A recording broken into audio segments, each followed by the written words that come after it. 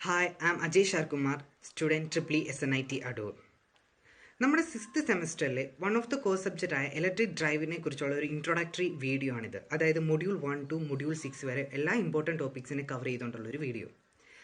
അതിലേക്ക് പോകുന്നതിന് മുന്നേ നമ്മൾ അറിഞ്ഞിരിക്കേണ്ട ഒരു കാര്യം, what you mean by a drive and what you mean by an electric drive, or what is the difference between a drive and an electric drive. ഒരു drive എന്ന് പറഞ്ഞു കഴിഞ്ഞാൽ നമുക്കൊരു മെഷീൻ ഉണ്ടായിരിക്കും. ആ മെഷീൻ്റെ മോഷനെ കൺട്രോൾ ചെയ്യാൻ വേണ്ടി എംപ്ലോയ് ചെയ്യുന്ന സിസ്റ്റത്തിനെ പറയുന്ന പേരാണ് ഡ്രൈവ്. നമ്മൾ ഇനി കൺട്രോളിങ്ങിന് വേണ്ടി നമ്മളൊരു ഇലക്ട്രിക് മോട്ടറാണ് ഉപയോഗിക്കുന്നതെന്നുണ്ടെങ്കിൽ അതിനെ പറയുന്ന പേരാണ് ഇലക്ട്രിക് ഡ്രൈവ് എന്ന് പറയുന്നത്. This is the actual difference between a drive and an electric drive. ഇനിയും പൊതുവെ ഇലക്ട്രിക് മോട്ടോഴ്സ് അല്ല, നമ്മൾ ഇലക്ട്രിക് മോട്ടോഴ്സിന് പകരം നമ്മൾ യൂസ് ചെയ്യുന്ന മെഷീൻ ഇലക്ട്രിക് മെഷീൻ ആണെന്നുണ്ടെങ്കിൽ നമ്മൾ അതിനെ ഇലക്ട്രിക് ഡ്രൈവ് എന്ന് പറയും. Hi, I am George Joseph, student in S6 SNIT Adoor. Today I am here to discuss about block diagram of electric drive. First of all, we know that what is an electric drive. The system employed for motion control are called drives, and the drives employing electric motor are called electric drives. The block diagram of electric drive consists of source, power modulator, motor, load, sensing element, and control unit. Here the source is either DC or AC. Power modulator is main component of the electric drive. It modulates power flow from source to matter. It controls motor current in transient condition and also convert electrical energy of the source in the form of suitable matter. Motor is either AC or DC. The sensing element, if the circuit is closed, two types of sensors are used: speed sensor and current sensor. Finally, control unit. The control unit decides how power modulator modulates the motor. Hello, I am Nitish V, student of SNIT Adoor S6 type of electric ഡ്രൈവിനെ പറ്റിയാണ് പറയുന്നത്. മൊത്തത്തിൽ 3 type electric drive ഉണ്ട്. ഒന്ന് group drive, അല്ലെന്നുണ്ടെങ്കിൽ shaft drive, individual drive, multi motor drive. ആദ്യമത്തെ group drive അല്ലെന്നുണ്ടെങ്കിൽ shaft drive. Group drive എന്താണെന്ന് വെച്ച് കഴിഞ്ഞാൽ ഒരു സിംഗിൾ മോട്ടർ ഉപയോഗിച്ച് ഒരുപാട് മെഷീനെ ഒരേ സമയം ഓപ്പറേറ്റ് ചെയ്യിപ്പിക്കുന്നതാണ് ഗ്രൂപ്പ് ഡ്രൈവ് എന്ന് പറയുന്നത്. ഇപ്പോൾ ഈ സിംഗിൾ മോട്ടറിൽ നിന്നും ഷാഫ്റ്റ് ഉപയോഗിച്ചോ ഗിയർ ഉപയോഗിച്ചോ പുള്ളി ഉപയോഗിച്ചോ ഒരുപാട് മെഷീൻസിനെ ഓപ്പറേറ്റ് ചെയ്യിപ്പിക്കും. ഇതിനെ നമ്മൾ ഷാഫ്റ്റ് ഡ്രൈവ് എന്ന് പറയുന്നു. പിന്നുള്ളതെന്ന് വെച്ച് കഴിഞ്ഞാൽ ഇൻഡിവിജ്വൽ ഡ്രൈവ് എന്ന് വെച്ച് കഴിഞ്ഞാൽ ഒരു മോട്ടർ ഉപയോഗിച്ച് ഒരു മെഷീൻ്റെ എല്ലാ പ്രവർത്തനങ്ങളെയും ചെയ്യുന്നതാണ് ഇൻഡിവിജ്വൽ ഡ്രൈവ് എന്ന് പറയുന്നത്. ആ മെഷീന് ഒറ്റ മോട്ടറെ കാണത്തുള്ളൂ. ആ മെഷീനകത്ത് നടക്കേണ്ട എല്ലാ പ്രവർത്തനങ്ങളും ആ ഒറ്റ ഒരു മോട്ടർ ഉപയോഗിച്ച് നടത്തുന്നു. ഇതാണ് ഇൻഡിവിജ്വൽ ഡ്രൈവ് എന്ന് പറയുന്നത്. ഇതിൻ്റെ ഉദാഹരണമാണ് ലെയ്ത്തിലെ ആ ഒരു മൊത്തം മെഷീൻ്റെ ഓപ്പറേഷനും ഒരൊറ്റ മോട്ടർ ഉപയോഗിച്ചായിരിക്കും നടത്തുന്നത്. അപ്പോൾ ഓരോ ലെയ്ത്തിനും ഓരോ മോട്ടർ വീതം കാണും. ഇങ്ങനെയുള്ളതിനെയാണ് ഇൻഡിവിജ്വൽ ഡ്രൈവ് എന്ന് പറയുന്നത്. അടുത്തത് മൾട്ടി മോട്ടർ ഡ്രൈവാണ്. മൾട്ടി മോട്ടർ ഡ്രൈവ് എന്ന് വെച്ച് കഴിഞ്ഞാൽ ഒരു മെഷീൻ തന്നെ ഒരുപാട് മോട്ടറുകൾ വരുന്നതിനെയാണ് മൾട്ടി മോട്ടർ ഡ്രൈവ് എന്ന് പറയുന്നത്. അതിൻ്റെ അകത്ത് ഒരു മെഷീനകത്ത് ഓരോ ഓപ്പറേഷനും ഓരോ മോട്ടർ ഉപയോഗിച്ചായിരിക്കും അത് ഓപ്പറേറ്റ് ചെയ്യുന്നത്. ഇതിൻ്റെ എക്സാമ്പിൾസ് എന്ന് പറയുന്നത് പേപ്പർ മില്ല്, പേപ്പർ പ്രിൻ്റ് ചെയ്യുന്നിടം, വുഡ് മില്ല്, അതൊക്കെയാണ് ഇതിൻ്റെ എക്സാമ്പിൾസ്. അപ്പോൾ thank you. Today I am talking about the applications of electrical drive. In our daily life we are using many types of electrical devices like for transportation, for making energy source and make your life easier. All are working commonly by the electrical drive system. For example, elevator work ചെയ്യുന്ന ഒരു electrical മോട്ടറാണ്. അതിൻ്റെ linear movement ആണ്, ഒരു up and down ഡയറക്ഷനാണ്. ഷിപ്പിൽ propeller move ചെയ്യുന്ന ഒരു electrical motor വെച്ചാണ് അതിൻ്റെ ജനറേറ്റിംഗ് ഒരു linear movement in different degree and different speed. Electrical വേവ്സിന് ഒരു പ്രാക്ടിക്കൽ വീൽസും നോൺ പ്രാക്ടിക്കൽ വീൽസും ഉണ്ട്. പ്രാക്ടിക്കൽ വീൽസിനകത്ത് മോട്ടോർ കണക്ട് ചെയ്തതാണ് ഒരു സ്പെഷ്യൽ മെക്കാനിസമാണ് ഇത് എങ്ങനെ സംഭവിക്കുന്നു ഈ ഡ്രൈവിംഗ് മെക്കാനിസം?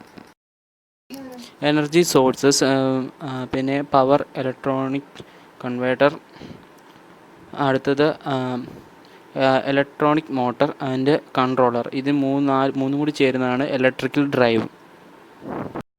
ഓൾമോസ്റ്റ് ഉള്ള എല്ലാ ഇലക്ട്രിക്കൽ ഡിവൈസസും വർക്ക് ചെയ്യുന്നത് ഈ ഒരു മെക്കാനിസം യൂസ് ചെയ്തായിരിക്കും. അതിൻ്റെ മൂവ്മെൻറ്റിന് ഈസി ആയിട്ടും വർക്ക് ചെയ്യാൻ. Aruntinaya, student S6 SNIT Adur. I am here to talk about control rectifier with fed DC drive. Control rectifiers, we know that it gives DC voltage from a fixed AC voltage. For low power applications from 10 kV, the single phase rectifier is used. For high power applications, a 3-phase rectifier is used. A speed of motors can be controlled very easily by means of regulating its supply voltage by use of phase control rectifiers. This control can be applied either for the field or the armature circuit. Control rectifiers, either single phase or 3-phase, are used for DC drive applications where AC input is available.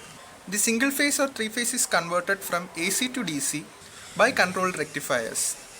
Control rectifier fed DC drives are of two types: single phase control rectifier and 3-phase control rectifier. Single phase control rectifier are of two types: single phase fully controlled rectifier and single phase half wave control rectifier.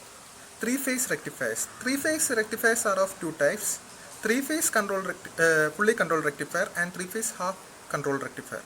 For half wave control rectifier, it uses a thyristor device to provide output control only in half cycle of input AC supply and offers low DC output. Full wave control rectifier, it provides high DC output. 3-phase control rectifier, it works from 3-phase AC input power supply. So the application of phase control rectifiers are: these are used in AC fed traction transfer system using DC traction motor. It is used in reactor controls. It is used in magnetic power supplies, and it is used for device charging like battery chargers. It is used in portable hand instrument device. Advantage of wave control rectifier: it is a simple circuit and it's of low cost. Its disadvantage: the power output and efficiency is quite low. The transformer utilization factor TUF is low in single phase control rectifier.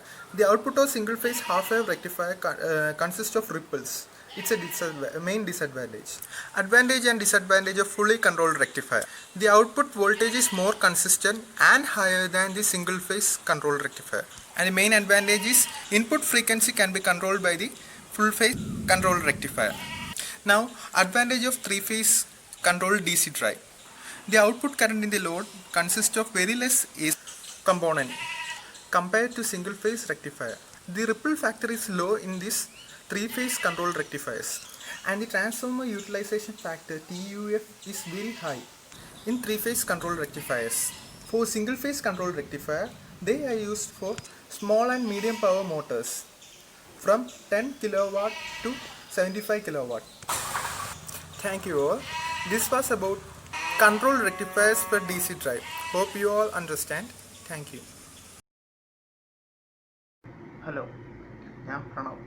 ഞാൻ SNIT Adoor കോളേജിലെ 3rd year വിദ്യാർത്ഥിയാണ്, electrical engineering and branch. ഞാനൊന്ന് പറയാൻ പോകുന്നത് മെയിനായിട്ടും dual കൺവേർട്ടേഴ്സിനെ പറ്റിയാണ്. Dual converter അറിയുന്നതിന് മുന്നേ നമ്മൾ കൺവേർട്ടർ എന്താണെന്ന് അറിയണം. അപ്പോൾ കൺവേർട്ടർ എന്ന് പറയുമ്പോൾ ഒരു ഇതിൽ നിന്നും വേറൊരു ഇതിലേക്ക് കൺവേർട്ട് ചെയ്യുന്നത്, കൺവേർഷനാണ് അവിടെ മെയിനായിട്ടും അതിൻ്റെ പ്രോസസ്സ് എന്ന് പറയുന്നത്. അപ്പോൾ നമ്മളിവിടെ മെയിനായിട്ടും പറയുന്നത് ഇലക്ട്രിക്കൽ ആയിട്ടുള്ളതാണ് പറയുന്നത്. അതായത് AC-യെ DC ആക്കുകയോ അല്ലെങ്കിൽ DC പവറിനെ AC പവർ ആക്കുകയോ ചെയ്യുന്ന കൺവേർട്ടേഴ്സിനെ പറ്റിയാണ് നമ്മൾ മെയിനായിട്ടും പറയുന്നത്. ഈ ഡ്യുവൽ കൺവേർട്ടർ എന്ന് പറയുമ്പോൾ പേര് തന്നെയുണ്ട്, 2 കൺവേർട്ടർ അതിനകത്ത് കാണും. അതായത് 2 കൺവേർട്ടർ അടങ്ങുന്ന ഒരു കൺവേർട്ടറാണ് ഡ്യുവൽ കൺവേർട്ടർ എന്ന് പറയുന്നത്. അതായത് 2 പ്രോസസ്സുകൾ അതിനകത്ത് നടക്കും.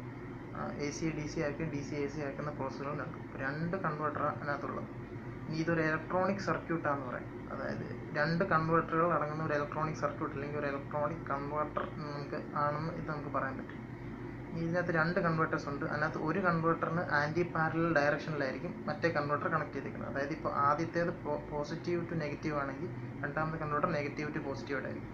ഇത് രണ്ടും ഒരേ ഡി സി ലിങ്കിലോട്ടായിരിക്കും ഇത് കണക്ട് ചെയ്തിരിക്കുന്നത്. ഇനി ആദ്യത്തെ കൺവേർട്ടർ ഒരു റെക്ടിഫയർ ആയിട്ടും രണ്ടാമത്തെ കൺവേർട്ടർ ഒരു ഇൻവെർട്ടർ ആയിട്ടായിരിക്കും ആക്ട് ചെയ്യുന്നത്. അല്ലെങ്കിൽ ഒരു കൺവേർട്ടർ റെക്ടിഫയർ ആയിട്ടും ആക്ട് ചെയ്യും, ഇൻവെർട്ടർ ആയിട്ട് ആക്ട് ചെയ്യുന്ന ഒരു കൺവേർട്ടറും ഉണ്ട്. അതാണ് ഇതിനകത്ത് മെയിനായിട്ടും ഉള്ളത്. 2 മോഡ്സ് ഓഫ് ഓപ്പറേഷനാണ് മെയിനായിട്ടും ഡ്യുവൽ കൺവേർട്ടേഴ്സിനുള്ളത്. ആദ്യത്തേത് എന്ന് പറയുന്നത് നോൺ സർക്കുലേറ്റിംഗ് കറണ്ട് മോഡും രണ്ടാമത്തേത് സർക്കുലേറ്റിംഗ് കറണ്ട് മോഡും. ഈ നോൺ സർക്കുലേറ്റിംഗ് കറണ്ട് മോഡ് എന്ന് പറയുമ്പോൾ അതിനകത്ത് ഒരു കൺവേർട്ടർ ഓൺ ആവുന്ന സമയത്ത് രണ്ടാമത്തെ കൺവേർട്ടർ ഓഫ് ആയിരിക്കും. രണ്ടാമത്തെ കൺവേർട്ടർ ആണോ ഓണെങ്കിൽ ആദ്യത്തെ കൺവേർട്ടർ ഓഫ് ആയിരിക്കും. 2 കൺവേർട്ടറും ഒരേ സമയത്ത് ഓൺ ആവത്തില്ല. അതുകൊണ്ട് തന്നെ അതിനകത്ത് സർക്കുലേറ്റിംഗ് കറണ്ട് ഇല്ല. അതുകൊണ്ടാണ് ഇതിനെ നോൺ സർക്കുലേറ്റിംഗ് കറണ്ട് മോഡ് എന്ന് വിളിക്കുന്നത്.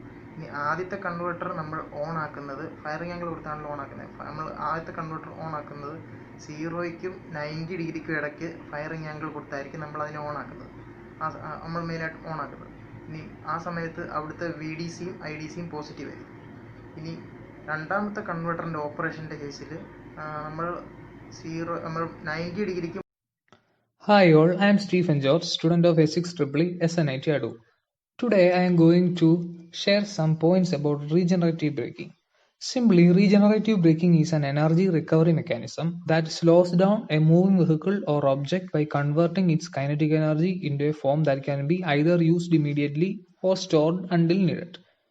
In this mechanism, the electric traction motor uses the vehicle's momentum to recover energy that would otherwise be lost as heat in brake pads. In conventional braking system, the energy is wasted as heat.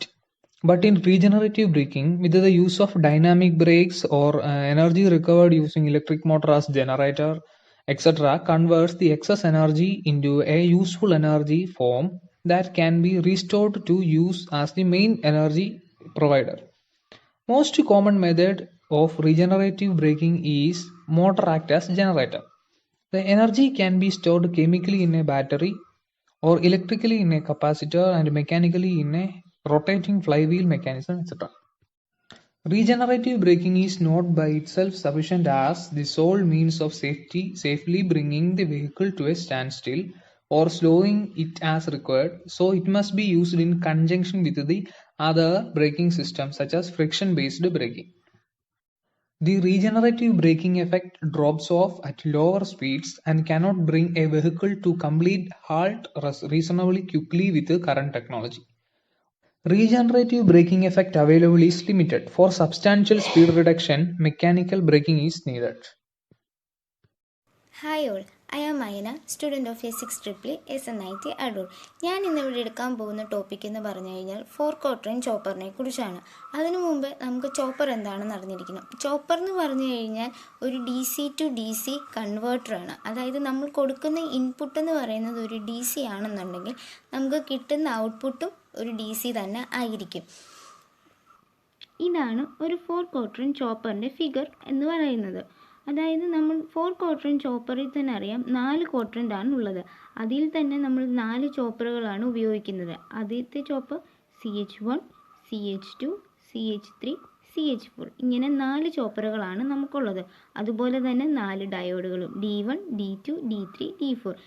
ആദ്യത്തെ ചോപ്പറായ CH1, CH2 എന്ന ചോപ്പറിന് across ആയിട്ട് നമ്മൾ നമ്മുടെ input voltage അല്ലെങ്കിൽ VS കൊടുക്കുകയും D1, D2 എന്ന് പറയുന്ന ചോപ്പറിനും CH3, CH4 എന്ന് പറയുന്ന ചോപ്പറിനും എക്രോസ് ആയിട്ട് നമ്മളൊരു ലോഡ് വോൾട്ടേജ് V0 കൊടുക്കുകയും ചെയ്യുന്നുണ്ട്. ഇനിയും എന്താണെന്ന് വെച്ച് കഴിഞ്ഞാൽ നമ്മളുടെ ഈ ക്വാഡ്രൻറ്റുകളെ 4ആയിട്ട് ഡിവൈഡ് ചെയ്തേക്കുന്നു. 1, 2, 3, 4. ഈ 4ൻ്റെ വർക്കിംഗ് ആണ് പറയാൻ പോകുന്നത്.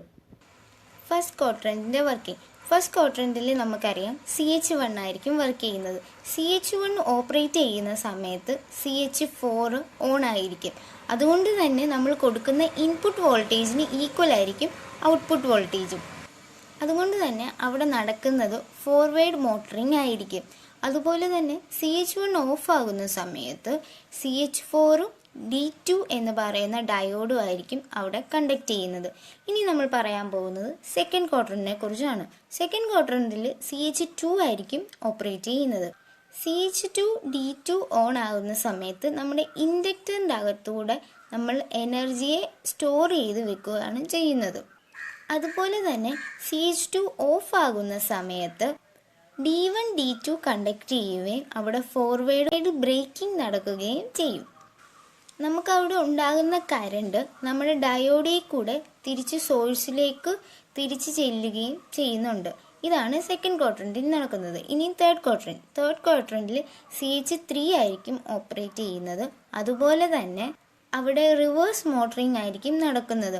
ഈ തേർഡ് ക്വാഡ്രൻറ്റ് എന്ന് പറയുന്നത് ഫസ്റ്റ് ക്വാഡ്രൻറ്റിനോട് ഈക്വൽ ആയിരിക്കും. എന്ന് പറഞ്ഞാൽ ഇപ്പം ഇവിടെ നടക്കുന്നത് മോട്ടറിങ് തന്നെയാണ്. തേർഡ് ക്വാഡ്രൻറ്റിൽ നടക്കുന്നത് മോട്ടറിങ് ആണ്, ഫസ്റ്റ് ക്വാഡ്രൻറ്റിൽ നടക്കുന്നതും മോട്ടറിങ് ആണ്. ആദ്യത്തെ ക്വാഡ്രൻറ്റിൽ എന്ന് പറഞ്ഞാൽ ഫോർവേഡ് മോട്ടറിങ്ങും തേർഡ് ക്വാഡ്രൻറ്റിൽ എന്ന് പറഞ്ഞാൽ റിവേഴ്സ് മോട്ടറിങ്ങും ആയിരിക്കും നടക്കുന്നത്. അവിടെ CH3 CH2 ഓൺ ആയതുകൊണ്ട് V0 ഈക്വൽ ആയിരിക്കും VS എന്ന് പറയുന്നത്. CH3 ഓഫ് ആവുന്ന സമയത്ത് D4 ആയിരിക്കും അവിടെ കണ്ടക്ട് ചെയ്യുന്നത്. ഡയോഡ് D4 ആയിരിക്കും അവിടെ കണ്ടക്ട് ചെയ്യുന്നത്. ഇനി നമ്മൾ പറയാൻ പോകുന്നതെന്ന് പറഞ്ഞാൽ ഫോർത്ത് ക്വാഡ്രൻറ്റിനെ കുറിച്ചാണ്. ഫോർത്ത് ക്വാഡ്രൻറ്റിൽ നടക്കുന്നതെന്ന് പറഞ്ഞാൽ റിവേഴ്സ് ബ്രേക്കിംഗ് ആയിരിക്കും. അവിടെ CH4 ആയിരിക്കും ഓപ്പറേറ്റ് ചെയ്യുന്നത്. CH4 ഓപ്പറേറ്റ് ചെയ്യുന്നതുകൊണ്ട് തന്നെ D2 എന്ന് പറയുന്ന ഡയോഡായിരിക്കും കണ്ടക്ട് ചെയ്യുന്നത്. അവിടെയും എനർജി സ്റ്റോർ ചെയ്ത് വെക്കുന്നുണ്ട് ഇൻഡക്ടറിൽ. CH4 ഓഫ് ആകുന്ന സമയത്ത് D2 D3 ആയിരിക്കും കണ്ടക്ട് ചെയ്യുന്നത്. ലോഡ് വോൾട്ടേജ് എന്ന് പറയുന്നത് നെഗറ്റീവ് ആയിരിക്കും. അതുകൊണ്ട് തന്നെ അവിടെ ഉണ്ടാകുന്ന കറണ്ടിനെ തിരിച്ച് സോഴ്സിലോട്ട് ഡയോഡ് വഴി കൊടുക്കുകയും ചെയ്യുന്നുണ്ട്. ഇത്രയുമാണ് നമ്മുടെ ഫോർത്ത് ക്വാഡ്രന്റ് ഓപ്പറേഷൻ എന്ന് പറയുന്നത്. Thank you.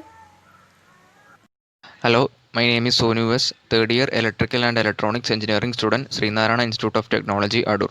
ഞാൻ ഇന്ന് എടുക്കാൻ പോകുന്ന ടോപ്പിക്ക് ഇലക്ട്രിക്കൽ ഡ്രൈവ്സിലെ ട്രാൻസ്ഫോർമേഷൻ ഇൻ റെഫറൻസ് ഫ്രെയിം തിയറിയെക്കുറിച്ചാണ്. കടക്കുന്നതിന് മുമ്പ് ട്രാൻസ്ഫോർമേഷൻ എന്തുവാന്ന് സിംപ്ലി പറയാം. ട്രാൻസ്ഫോർമേഷൻ എന്ന് വെച്ചാൽ നമ്മൾ ഒരു സെറ്റ് വേരിയബിൾസിനെ മറ്റൊരു സെറ്റ് വേരിയബിൾസുമായിട്ട് വെച്ച് റീപ്ലേസ് ചെയ്യുവാണ്. ഇതാണ് ട്രാൻസ്ഫോർമേഷൻ. ഇനി നമ്മൾ റെഫറൻസ് ഫ്രെയിം തിയറി വെച്ച് പറയുവാണെങ്കിൽ ഒരു 3 phase സർക്യൂട്ട് എടുത്താൽ അതിനകത്ത് 3 ടൈം വേരിയിങ് ക്വാണ്ടിറ്റീസ് കാണും. 3 phaseലുള്ള ഈ ക്വാണ്ടിറ്റീസിനെ നമുക്ക് 3 phase ABC റെഫറൻസ് ഫ്രെയിം എന്ന് റെപ്രസെൻറ്റ് ചെയ്യാം. അപ്പം 3 ടൈം വേരിയിങ് ക്വാണ്ടിറ്റീസ് ഉള്ളതുകൊണ്ട് ഇതിനെ അനലൈസ് ചെയ്യാൻ ഭയങ്കര കോംപ്ലിക്കേറ്റഡ് ആണ്.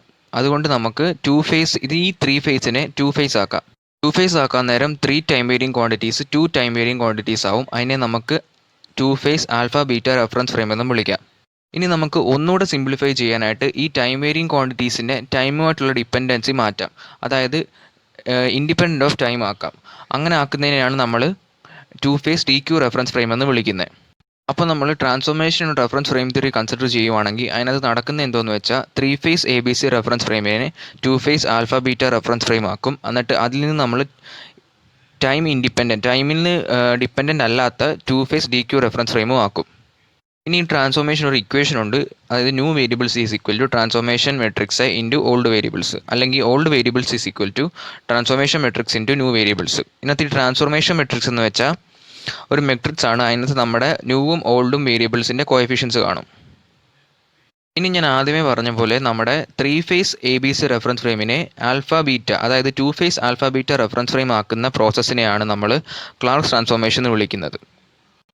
അതിൻ്റെ നേരെ തിരിച്ച പ്രോസസ്സ് കൊണ്ട്, അതായത് ഇൻവേഴ്സ് ക്ലാർക്ക് ട്രാൻസ്ഫോർമേഷൻ, അതെന്തുമായിരിക്കും? ആൽഫ ബീറ്റയെ നമുക്ക് ABC ട്രാൻസ്ഫോർമേഷൻ നടത്താനായിട്ടാണ് ഇൻവേഴ്സ് ക്ലാർക്ക് ട്രാൻസ്ഫോർമേഷൻ ചെയ്യുന്നത്. ഇതുപോലെ തന്നെ ഇപ്പം ആൽഫ ബീറ്റ ആക്കി കിട്ടിയാൽ അതിനെ നമുക്ക് DQ ട്രാൻസ്ഫോർമേഷൻ, DQയിലോട്ട് ട്രാൻസ്ഫോം ചെയ്യാൻ ഉപയോഗിക്കുന്നതാണ് പാർക്സ് ട്രാൻസ്ഫോർമേഷൻ പ്രോസസ്സ്. അതുകൊണ്ട് തന്നെ ഇൻവേഴ്സ് പാർക്സ് ഉണ്ട്, അതായത് DQവിനെ നമുക്ക് ആൽഫ ബീറ്റയിലോട്ടാക്കാനും. അപ്പോൾ ഇത്രയുമാണ് നമ്മുടെ clerk transformation, inverse Clarke transformation, park transformation, inverse park transformation. ഈ ക്ലാർക്ക് ട്രാൻസ്ഫോർമേഷനും പാർക്ക് ട്രാൻസ്ഫോർമേഷനും മെയിനായിട്ട് അപ്ലൈ ചെയ്യുന്നത് field control of 3 phase AC മെഷീൻസിലാണ്. അല്ലെങ്കിൽ പിന്നെ വേറൊരു യൂസ് എന്ന് വെച്ചാൽ മാറ്റ്ലാബിലും മെഷീൻസിൻ്റെ സിമുലേഷന് വേണ്ടി നമ്മളിത് ഉപയോഗിക്കാറുണ്ട്. ഇത്രയുമാണ് ബ്രീഫ് ഒരു. Hello everyone, I am Midun, third year EEE student at SNIT Adur. Our topic for today's presentation is slip power recovery scheme. Let us see in detail. It is the method of controlling the speed of an induction motor. Speed control ചെയ്യാൻ various techniques ഉണ്ട് according to the action of the motor. അതിൽ first one ആണ് stator side control, next one rotor side control. Stator side കൺട്രോളിൽ ഇതിന് മെയിനായിട്ട് 3 methods ഉണ്ട്. Stator voltage control, pole changing control, supply frequency control. ഇനി നമുക്ക് rotor സൈഡിലുള്ള മെത്തേഡ്സ് നോക്കാം. അതിൽ ഫസ്റ്റ് വൺ ആണ് rotor resistance control, next one slip power recovery control. അതിൽ നമുക്ക് മെയിനായിട്ട് നോക്കേണ്ടത് സ്ലിപ്പ് പവർ റിക്കവറി കൺട്രോളിൻ്റെ അഡ്വാൻറ്റേജസും എന്തുകൊണ്ടാണ് അത് ബാക്കിയുള്ള മെത്തേഡ്സിനെക്കാട്ടിൽ കൂടുതൽ എഫിഷ്യൻ്റ് ആൻഡ് എഫക്റ്റീവ് ആണെന്ന് നോക്കാം. Slip power recovery scheme introduce ചെയ്ത് തന്നെ ഈ റോട്ടർ റെസിസ്റ്റൻസ് കൺട്രോളിൽ ഒത്തിരി ഡ്രോബാക്സ് ആൻഡ് ഡീമെറിറ്റ്സ് ഉണ്ട്. അതിനെ എല്ലാം എലിമിനേറ്റ് ചെയ്യാൻ വേണ്ടിയാണ് നമ്മൾ ഈ slip power recovery scheme introduce ചെയ്തത്. നമുക്കറിയാം ഡ്രൈവ്സ് ഉള്ള എല്ലാ ഇൻഡസ്ട്രിയിലും ഇൻഡക്ഷൻ മോട്ടർ യൂസ് ചെയ്യുന്നുണ്ട്. അതുകൊണ്ട് തന്നെ ഇൻഡക്ഷൻ മോട്ടറിൻ്റെ മാക്സിമം എഫിഷ്യൻറ്റും ബെറ്റർ പെർഫോമൻസുമാണ് എല്ലാവരുടെയും മെയിനായിട്ടുള്ള ക്രൈറ്റീരിയ. റോട്ടർ റെസിസ്റ്റൻസ് കൺട്രോൾ മെത്തേഡിലാണെങ്കിൽ ഒത്തിരി പവർ ലോസ് ആയി പോകുന്നുണ്ട്. അതുകൊണ്ട് തന്നെ ഇത് എഫിഷ്യൻ്റ് ആയിട്ടുള്ള മെത്തേഡല്ല.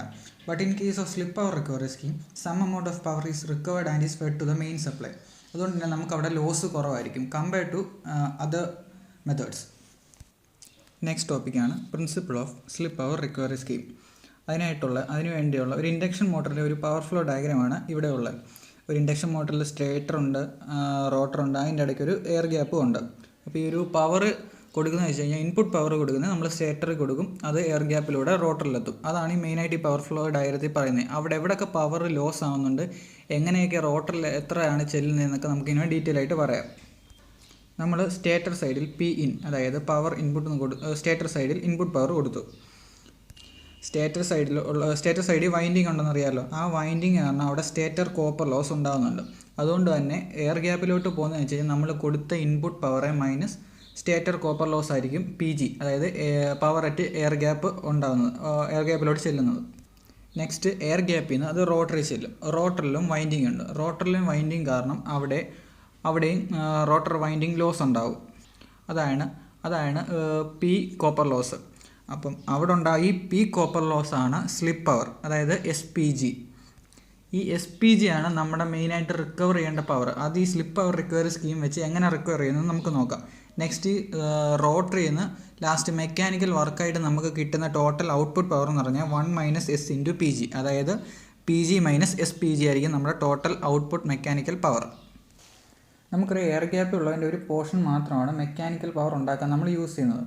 ബാക്കി ഉണ്ടാകുന്ന പവറിനെയാണ് നമ്മൾ സ്ലിപ്പ് പവർ എന്ന് പറയുന്നത്. നോർമലി റോട്ടർ റെസിസ്റ്റൻസ് കൺട്രോൾ മെത്തേഡിലൊക്കെയാണ് ഇത് വേസ്റ്റ് ആയി പോവുക, ഹീറ്റായിട്ടോ സ്ലിപ്പ് പവർ ആയിട്ടോ വേസ്റ്റ് ആയി പോവുക. അതേസമയം instead of wasting we can feedback it, അതായത് നമുക്ക് തിരിച്ചെടുക്കാൻ പറ്റും. ഫീഡ്ബാക്ക് ചെയ്ത് വേറെ എക്സ്റ്റേണലായിട്ടൊരു മോട്ടറിനെ റൺ ചെയ്യിക്കാനോ നമുക്കിത് യൂസ് ചെയ്യാൻ പറ്റും. ഇങ്ങനെ എക്സ്റ്റേണലി ഫീഡ്ബാക്ക് ചെയ്യുന്നതിനെയാണ് നമ്മൾ സ്ലിപ്പ് പവർ റിക്കവറി സ്കീം എന്ന് പറയുന്നത്. സ്ലിപ്പ് പവർ റിക്കവറി സ്കീമിന് മെയിനായിട്ട് 2 മെത്തേഡ്സ് ആണുള്ളത്. First one static Kramer drive, second one static Scherbius drive. ഇത് ഡീറ്റെയിൽ ആയിട്ട് നെക്സ്റ്റ് വീഡിയോയിൽ പറയുന്നതായിരിക്കും. ഹായ്, എൻ്റെ പേര് അഭിജിത്ത്. ഞാൻ അടൂർ SNITയുടെ 3ാം വർഷ ലാറ്ററൽ വിദ്യാർത്ഥി. ഒരു ഇൻഡക്ഷൻ മോട്ടറിൻ്റെ സ്പീഡ് കൺട്രോളിംഗ് മെത്തേഡ്സിനെ നമ്മൾ 2 ആയിട്ടാണ് മെയിനായിട്ട് ക്ലാസിഫൈ ചെയ്തിരിക്കുന്നത്. ഒന്ന് സ്റ്റേറ്റർ സൈഡ് കൺട്രോൾ, പിന്നെ ഒന്ന് rotor side control. Stator side മെത്തേഡിൽ തന്നെ നമുക്ക് 3 ആയിട്ട് ക്ലാസിഫൈ ചെയ്യാം. ഒന്ന് stator voltage control, stator frequency control, പിന്നെ V/F മെത്തേഡ്. ഇതിലെ സ്റ്റേറ്റർ ഫ്രീക്വൻസി കൺട്രോൾ അല്ലെങ്കിൽ വേരിയബിൾ ഫ്രീക്വൻസി കൺട്രോളിനെ കുറിച്ചാണ് ഞാൻ ഈ വീഡിയോ ചെയ്യുന്നത്. വേരിയബിൾ ഫ്രീക്വൻസി മെത്തേഡ് മെയിനായിട്ട് ഉപയോഗിക്കുന്നത് സ്ക്വറൽ ഗേജ് ഇൻഡക്ഷൻ മോട്ടറിലാണ്. ഈ മെത്തേഡ് ഉപയോഗിക്കുന്നത് കൊണ്ട് അതിൻ്റെ റണ്ണിങ് കണ്ടീഷൻ അതുപോലെ തന്നെ ട്രാൻസിങ് കണ്ടീഷനെ ഇമ്പ്രൂവ് ചെയ്യാൻ നമുക്ക് കഴിയും. അതാണ് ഇതിൻ്റെ ഏറ്റവും വലിയൊരു അഡ്വാൻറ്റേജ് എന്ന് പറയുന്നത്. ഇനി ഇതിൻ്റെ വർക്കിംഗ് എങ്ങനെയാണെന്ന് പറയാം. ഒരു ഇൻഡക്ഷൻ മോട്ടറിൻ്റെ സ്റ്റേബിൾ കണ്ടീഷനിൽ അതിൻ്റെ സ്പീഡെന്ന് പറഞ്ഞാൽ സിങ്ക്രണസ് സ്പീഡിനോട് ഏകദേശം ഈക്വൽ ആയിരിക്കും. എന്ന് വെച്ചാൽ NS = 120f/p. ആ ഒരു സ്പീഡിലായിരിക്കും മോട്ടർ റൺ ചെയ്യുന്നത്. അപ്പോൾ റോട്ടറിൻ്റെ സ്പീഡ് നമുക്ക് എങ്ങനെ പറയാൻ പറ്റും? NR = NS × 1 - rotor speed NR എന്ന് പറയുന്നത് NS × 1 - S ആണ്. അപ്പോൾ NS വേരി ചെയ്യുമ്പോൾ അതിനനുസരിച്ച് റോട്ടറിൻ്റെ സ്പീഡ് NR വേരി ചെയ്യും. NS എന്ന് പറയുമ്പോൾ 120f/p. ഫ്രീക്വൻസി ഇൻക്രീസ് ചെയ്യുക ഡിക്രീസ് ചെയ്യുകയാണെങ്കിൽ അതിന് പ്രൊപ്പോർഷണലായിട്ട് NSഉം വേരി ചെയ്യുന്നതാണ്. പക്ഷേ നമ്മൾ വേരിയബിൾ ഫ്രീക്വൻസി കൺട്രോളിനകത്ത് വോൾട്ടേജിനെ നമ്മൾ കോൺസ്റ്റൻ്റ് ആക്കി വെച്ചിരിക്കുന്നത്. വോൾട്ടേജിനെ കോൺസ്റ്റൻ്റ് ആക്കി വെച്ചുകൊണ്ട് ഫ്രീക്വൻസി മാത്രം വേരി ചെയ്യുകയാണെങ്കിൽ അതിനനുസരിച്ച് ഫ്ലെക്സും വേരി ചെയ്യും. ഫ്ലെക്സ് എന്ന് പറഞ്ഞാൽ V/F റേഷ്യോയ്ക്ക് തുല്യമാണ്. ഞാനിപ്പോൾ ഫ്രീക്വൻസി കൂടുകയാണെങ്കിൽ ഫ്ലെക്സ് അതിന് ഇൻവേഴ്സിൽ പ്രൊപ്പോർഷണലായിട്ട് കുറയുകയാണ് ചെയ്യുന്നത്. ഫ്രീക്വൻസി ചേഞ്ച് ചെയ്യുന്നതിനനുസരിച്ച് ഫ്ലെക്സ് ചേഞ്ച് ചെയ്യുന്നത് ഇവിടെ ഒരു ഡിസഡ്വാൻറ്റേജ് ആയിട്ട് നമുക്ക് പറയേണ്ട കാര്യമാണ്. അപ്പോൾ വേരിയബിൾ ഫ്രീക്വൻസി കൺട്രോളിൽ സ്പീഡിനെ കൺട്രോൾ ചെയ്യാനായിട്ട് സ്പീഡിനെ കൂട്ടുകയോ കുറയ്ക്കുകയോ ചെയ്യാനായിട്ട് നമുക്ക് ഫ്രീക്വൻസി കൂട്ടുകയോ കുറയ്ക്കുകയോ ചെയ്യുക. അപ്പോൾ ഫ്രീക്വൻസി കൂട്ടുമ്പോൾ എന്ത് പറ്റുമെന്ന് നമുക്ക് പറയാം. ഫ്രീക്വൻസി കൂട്ടുമ്പോൾ സ്പീഡ് കൂടും, അതോടൊപ്പം ഫ്ലെക്സ് കുറയും. ഫ്ലെക്സ് കുറയുമ്പം അതിന് പ്രൊപ്പോർഷണലായിട്ടുള്ള ടോർക്ക് കുറയും. അതുപോലെ തന്നെ സ്റ്റാർട്ടിങ് കറണ്ട് ഡിക്രീസ് ആവും. ഇതാണ് ഫ്രീക്വൻസി കൂട്ടുമ്പോൾ സംഭവിക്കുന്നത്. ഇനി ഫ്രീക്വൻസി കുറയ്ക്കുമ്പോൾ അതിന് സ്പീഡ് കുറയുന്നത് മാത്രമല്ല ഫ്ലെക്സ് കൂടും. ഫ്ലെക്സ് കൂടുമ്പോൾ സ്റ്റാർട്ടിങ് ടോർക്ക് കൂടുതലായിരിക്കുന്നത് മാത്രമല്ല മാഗ്നറ്റൈസിങ് കറണ്ടിന് അധികമായിട്ട് വലിക്കും. അതൊരു ഡിസഡ്വാൻറ്റേജ് ആയിട്ട് നമുക്ക് പറയേണ്ട കാര്യം. ഫ്രീക്വൻസി വേരി ചെയ്യാനായിട്ട് നമ്മൾ ഉപയോഗിക്കുന്ന സർക്യൂട്ട് എന്ന് പറഞ്ഞാൽ കൺവേർട്ടേഴ്സാണ്. Voltage source inverter, current source inverter, അതുകൊണ്ട് സൈക്കിൾ കൺവെർട്ടർ, ഇതൊക്കെ ഉപയോഗിച്ചാണ് നമ്മൾ ഫ്രീക്വൻസി വേരി ചെയ്യാൻ ഉപയോഗിക്കുന്നത്. വേരിയബിൾ ഫ്രീക്വൻസി ഡ്രൈവിൻ്റെ ആപ്ലിക്കേഷൻസ് വരുന്നതെന്ന് പറഞ്ഞാൽ ഇലക്ട്രിക് പമ്പുകൾ, കംപ്രസർ, ഫാൻസ്, അതുകൊണ്ടുള്ളതിനകത്തൊക്കെയാണ് വേരിയബിൾ ഫ്രീക്വൻസി കൺട്രോൾ നമ്മൾ കൂടുതലായിട്ട് ഉപയോഗിക്കുന്നത്. ഇത്രയാണ് വേരിയബിൾ ഫ്രീക്വൻസി കൺട്രോളിനെ കുറിച്ച് പറയാനുള്ളത്. Hello everyone, I am Jajith Ravindran, student of XSEE SNIT Adur. I am here to take a lecture on cycloconverters and its application. അപ്പോൾ നമുക്ക് ആദ്യം തന്നെ സൈക്ലോ കൺവെർട്ടർ എന്താണെന്ന് നോക്കാം. സൈക്ലോ കൺവെർട്ടർ എന്ന് പറഞ്ഞാൽ അതൊരു AC to AC കൺവെർട്ടറാണ്. ഇതിൻ്റെ ഉപയോഗം പറഞ്ഞാൽ നമ്മുടെ സപ്ലൈ ഫ്രീക്വൻസി വേരി ചെയ്തുകൊണ്ട് ഡിസൈഡ് ആയിട്ടുള്ള ലോഡ് ഫ്രീക്വൻസിയിൽ എത്തിക്കുകയാണ് ഇത് ചെയ്യുന്നത്. ഇത് മെയിനായിട്ട് ഉപയോഗിക്കുന്നത് നമ്മുടെ ഹൈ പവർ ആപ്ലിക്കേഷനാണ് ഇത് ഉപയോഗിക്കുന്നത്. എന്തിനു വേണ്ടി? നമ്മുടെ ഫ്രീക്വൻസിയെ കുറയ്ക്കാൻ വേണ്ടിയാണ് ഇത് ഉപയോഗിക്കുന്നത്. ഇനി ഇതിൻ്റെ ആപ്ലിക്കേഷൻസ് നോക്കാം. ഇത് മെയിനായിട്ട് ഉപയോഗിക്കുന്നത് നമ്മുടെ ഹൈ പവർ AC ഡ്രൈവിൽ, അതുപോലെ പ്രൊപ്പൽഷൻ സിസ്റ്റത്തിൽ, ഹൈ ഫ്രീക്വൻസി ഇൻഡക്ഷൻ ഹീറ്റിങ്ങിൽ, സിഗ്നോണസ് മോട്ടേഴ്സ് ഇൻ സീ, അതുപോലെ അണ്ടർ സീ വെഹിക്കിൾസിൽ ഒക്കെയാണ് ഇത് മെയിനായിട്ട് ഉപയോഗിക്കുന്നത്. ഇത് കൂടാതെ ഇതിൻ്റെ ആപ്ലിക്കേഷൻ എവിടെയൊക്കെയാണെന്ന് ചോദിച്ചാൽ നമ്മുടെ HVDC ട്രാൻസ്മിഷൻ സിസ്റ്റത്തിൽ, അതുപോലെ സ്റ്റാറ്റിക് വാർ ജനറേഷന്, അതുപോലെ എയർക്രാഫ്റ്റ് അല്ലെങ്കിൽ ഷിപ്പ് ബോർഡ് പവർ സപ്ലൈസിൽ, പിന്നെ ഗ്രൈൻഡിങ് മിൽസിൽ, അതുപോലെ സിമെൻറ്റ് മിൽ ഡ്രൈവ്സ്, അതുപോലെ മൈൻ വെഞ്ചേഴ്സ്, ഇവിടെയൊക്കെയാണ് നമ്മൾ ഇത് മെയിനായിട്ട് ഉപയോഗിക്കുന്നത്. ഇത്രയൊക്കെ ഉള്ളൂ സൈക്ലോ കൺവെർട്ടറിൻ്റെ applications. Thank you. I'm Fatima Disney, student SSEE SNIT Adur. നമ്മളിന്ന് ഇവിടെ എടുക്കാൻ പോകുന്ന ടോപ്പിക് സ്റ്റാറ്റിക് റാമർ ഡ്രൈവ് ആണ്. സോ ആദ്യം നമ്മൾ സ്റ്റാറ്റിക് റാമർ ഡ്രൈവ് എന്താണെന്ന് ആദ്യം അറിയണം. സ്ലിപ്പ് പവർ റിക്കവറി സ്കീം കണ്ടുപിടിക്കാനുള്ള 2 മെത്തേഡ്സിലെ ഒന്നാണ് static Kramer drive. Static Kramer drive എന്താണെന്ന് അറിയുന്നതിന് മുമ്പേ നമുക്ക് സ്ലിപ്പ് പവർ റിക്കവറി സ്കീം എന്താണെന്ന് അറിയണം. അതായത് നമ്മുടെ റോട്ടറിൽ വേസ്റ്റ് ആകുന്ന സ്ലിപ്പിനെ റിക്കവർ ചെയ്യാൻ വേണ്ടിയിട്ടാണ് നമ്മൾ സ്ലിപ്പ് പവർ റിക്കവറി സ്കീം ഉപയോഗിക്കുന്നത്. അതിനുപയോഗിക്കുന്ന 2 മെത്തേഡ്സാണ് സ്റ്റാറ്റിക് റാമർ ഡ്രൈവും ഷെർബിയസ് ഡ്രൈവും. നമ്മളിവിടെ എടുത്തിരിക്കുന്നത് സ്റ്റാറ്റിക് റാമർ ഡ്രൈവ് എന്താണെന്നുള്ളതാണ്. സ്റ്റാറ്റിക് റാമർ ഡ്രൈവ് സിങ്ക്രോണസ് സ്പീഡിന് താഴെയായിട്ടാണ് ഉപയോഗിക്കുന്നത്. അണ്ടർ സിങ്ക്രോണസ് സ്പീഡിലാണ് ഇത് ഉപയോഗിക്കുന്നത്. അതായത് സ്ലിപ്പ് റിംഗ് ഇൻഡക്ഷൻ മോട്ടറിൻ്റെ സ്പീഡ് കൺട്രോൾ മെത്തേഡിന് വേണ്ടിയിട്ടാണ് നമ്മൾ സ്റ്റാറ്റിക് റാമർ ഡ്രൈവ് യൂസ് ചെയ്യുന്നത്. ഇതാണ് സ്റ്റാറ്റിക് റാമർ ഡ്രൈവിൻ്റെ ഡയഗ്രാം. ഇനി നമ്മൾ പറയാൻ പോകുന്നത് സ്റ്റാറ്റിക് റാമർ ഡ്രൈവിൻ്റെ വർക്കിംഗ് ആണ്. ആദ്യം 3 ഫേസ് സപ്ലൈ നിന്ന് നമ്മൾ സ്ലിപ്പ് റിംഗ് ഇൻഡക്ഷൻ മോട്ടറിലോട്ട് കൊടുക്കും. ഇനി അതിൻ്റെ റോട്ടറിൽ നിന്നുള്ള സ്ലിപ്പ് പവറിനെ നമ്മൾ ഡയോഡ് റെക്ടിഫയറിലേക്ക് കൊടുക്കും. കണ്ടോ, ഇവിടുത്തെ റിപ്പിൾസിനെ സൂതം ചെയ്യാൻ വേണ്ടിയിട്ട് നമ്മളിവിടെ റെക്ടിഫയർ യൂസ് ചെയ്യും. ഈ ഇൻഡക്ടർ വഴി വരുന്ന ഔട്ട്പുട്ട് എടുത്ത് നമ്മൾ എന്തെടുക്കും? ലൈൻ കമ്മ്യൂട്ടേറ്റർ ഇൻവെർട്ടറിലോട്ട് കൊടുക്കും. ഈ ഇൻവെർട്ടറിൽ നിന്ന് വരുന്ന ഔട്ട്പുട്ടിനെ നമ്മൾ എങ്ങോട്ട് കൊണ്ടുപോകും? ഇതുവഴി വന്ന് നമ്മൾ നമ്മുടെ ട്രാൻസ്ഫോമറിലോട്ട് കൊടുക്കും. ഈ ഔട്ട്പുട്ട് നമ്മൾ ട്രാൻസ്ഫോമറിൽ കൊടുക്കും. ട്രാൻസ്ഫോമറിൽ നിന്ന് വീണ്ടും നമ്മൾ നമ്മുടെ 3 ഫേസ് സപ്ലൈയിലോട്ട് കൊടുക്കും. ഇത്രയേ ഉള്ളൂ നമ്മുടെ സ്റ്റാറ്റിക് റാമർ ഡ്രൈവിൻ്റെ ബ്ലോക്ക് ഡയഗ്രാം. ഇനി നമ്മൾ പറയാൻ പോകുന്നത് ഇതിൻ്റെ വർക്കിംഗ് ആണ്. സ്റ്റാറ്റിക് റാമർ ഡ്രൈവിൻ്റെ വർക്കിംഗ്. അതായത് നമ്മുടെ റോട്ടർ റൊട്ടേറ്റ് ചെയ്യുന്നതിന് മുമ്പ് തന്നെ റോട്ടറിൽ ഒരു സ്ലിപ്പ് പവർ വേസ്റ്റ് ആകുന്നുണ്ട്. ഈ സ്ലിപ്പിനെ നമ്മൾ റിക്കവർ ചെയ്ത് ഒരു ഡയോഡ് ബ്രിഡ്ജ് റെക്ടിഫയറിലേക്ക് കൊടുക്കും. ഈ diode bridge rectifier AC DC ആക്കി കൺവേർട്ട് ചെയ്യും. നമുക്ക് കിട്ടുന്ന DCയിലെ റിപ്പിൾസിനെ മാറ്റാൻ വേണ്ടിയിട്ട് നമ്മൾ അവിടെ എന്തെടുക്കും? ഇൻഡക്ടർ യൂസ് ചെയ്യുന്നുണ്ട്. അപ്പോൾ നമുക്കതിന് അക്രോസ് ± VDC കിട്ടും. നമുക്കിവിടെ കിട്ടിയ പ്യുവർലി DCയെ നമ്മളൊരു ലൈൻ കമ്മ്യൂട്ടേറ്ററിലോട്ട് കൊടുക്കും. ഈ line commutator inverter firing angle അനുസരിച്ചായിരിക്കും കമ്മ്യൂട്ടേറ്റ് ചെയ്യുന്നത്.